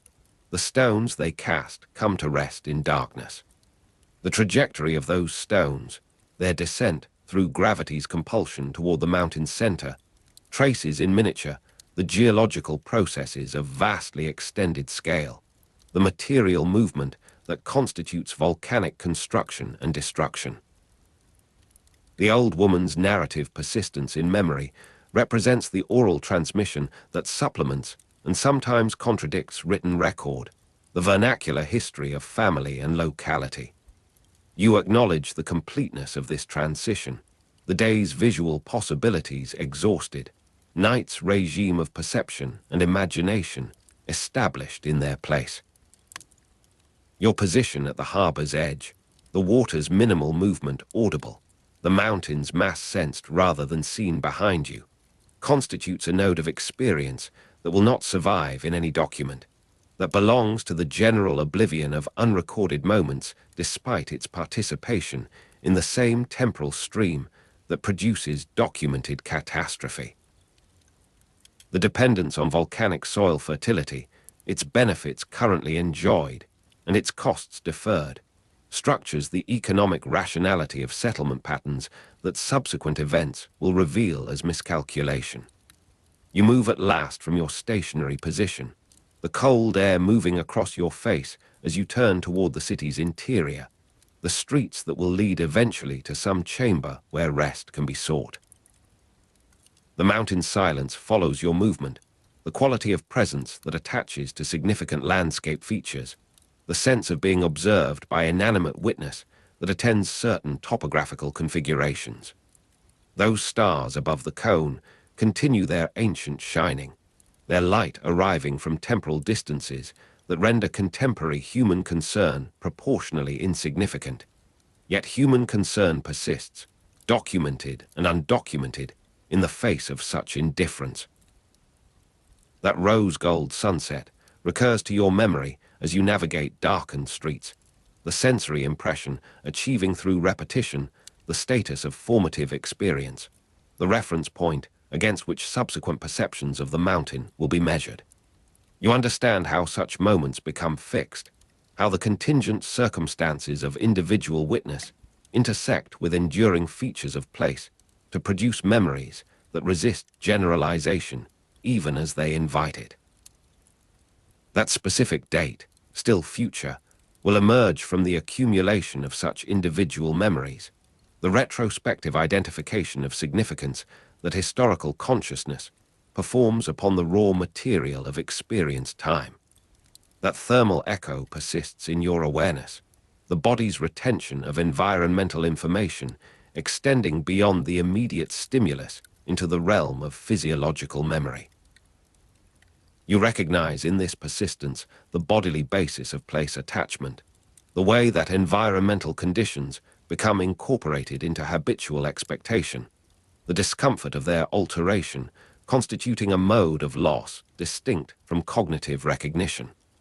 That intermittent rustling reaches you as you progress, the acoustic environment's spatial variation revealing the heterogeneous texture of terrain that visual simplification conceals. The uncertainty of the mountain's etymology mirrors the broader uncertainty of interpretation that surrounds the feature itself, the multiple frameworks, religious, geological, economic, that compete to assign meaning to its presence. You recognize in this multiplicity the characteristic condition of significant landscape features, the accumulation of explanatory attempts that none fully displace. You continue through streets now entirely deserted, the population withdrawn into interior spaces where lamps and hearths create zones of artificial day against the natural progression of darkness. The ritual of security has completed its evening form, the city sealed against intrusion from without, though the greater containment of walls cannot address what issues from within the mountain's mass. You attend to the quality of silence that prevails in such emptied spaces, the absence of human voice and movement permitting the emergence of other acoustic phenomena, the settling of construction, the distant animal movement, the wind's passage through narrow ways. The harbor's stones beneath your feet yield to interior paving, the threshold between public and private space marked by change in material and maintenance. You move toward some destination not yet specified, the narrative of your presence in this city approaching its interval of suspension, the hours of darkness that interrupt continuous witness. The mountain's mass remains present to your awareness, its silhouette impressed upon the visual memory that serves when direct perception withdraws, the darkness behind closed eyes retaining the shape of what the day has presented. That rose-gold light persists as afterimage, the retina's retention of intense stimulation gradually fading through the successive phases of neural processing, the physiological persistence that parallels and enables the psychological phenomenon of memory. You understand how such afterimages constitute the primitive form of representation, the body's own capacity for preserving experience against the immediate erasure of perpetually renewed sensation.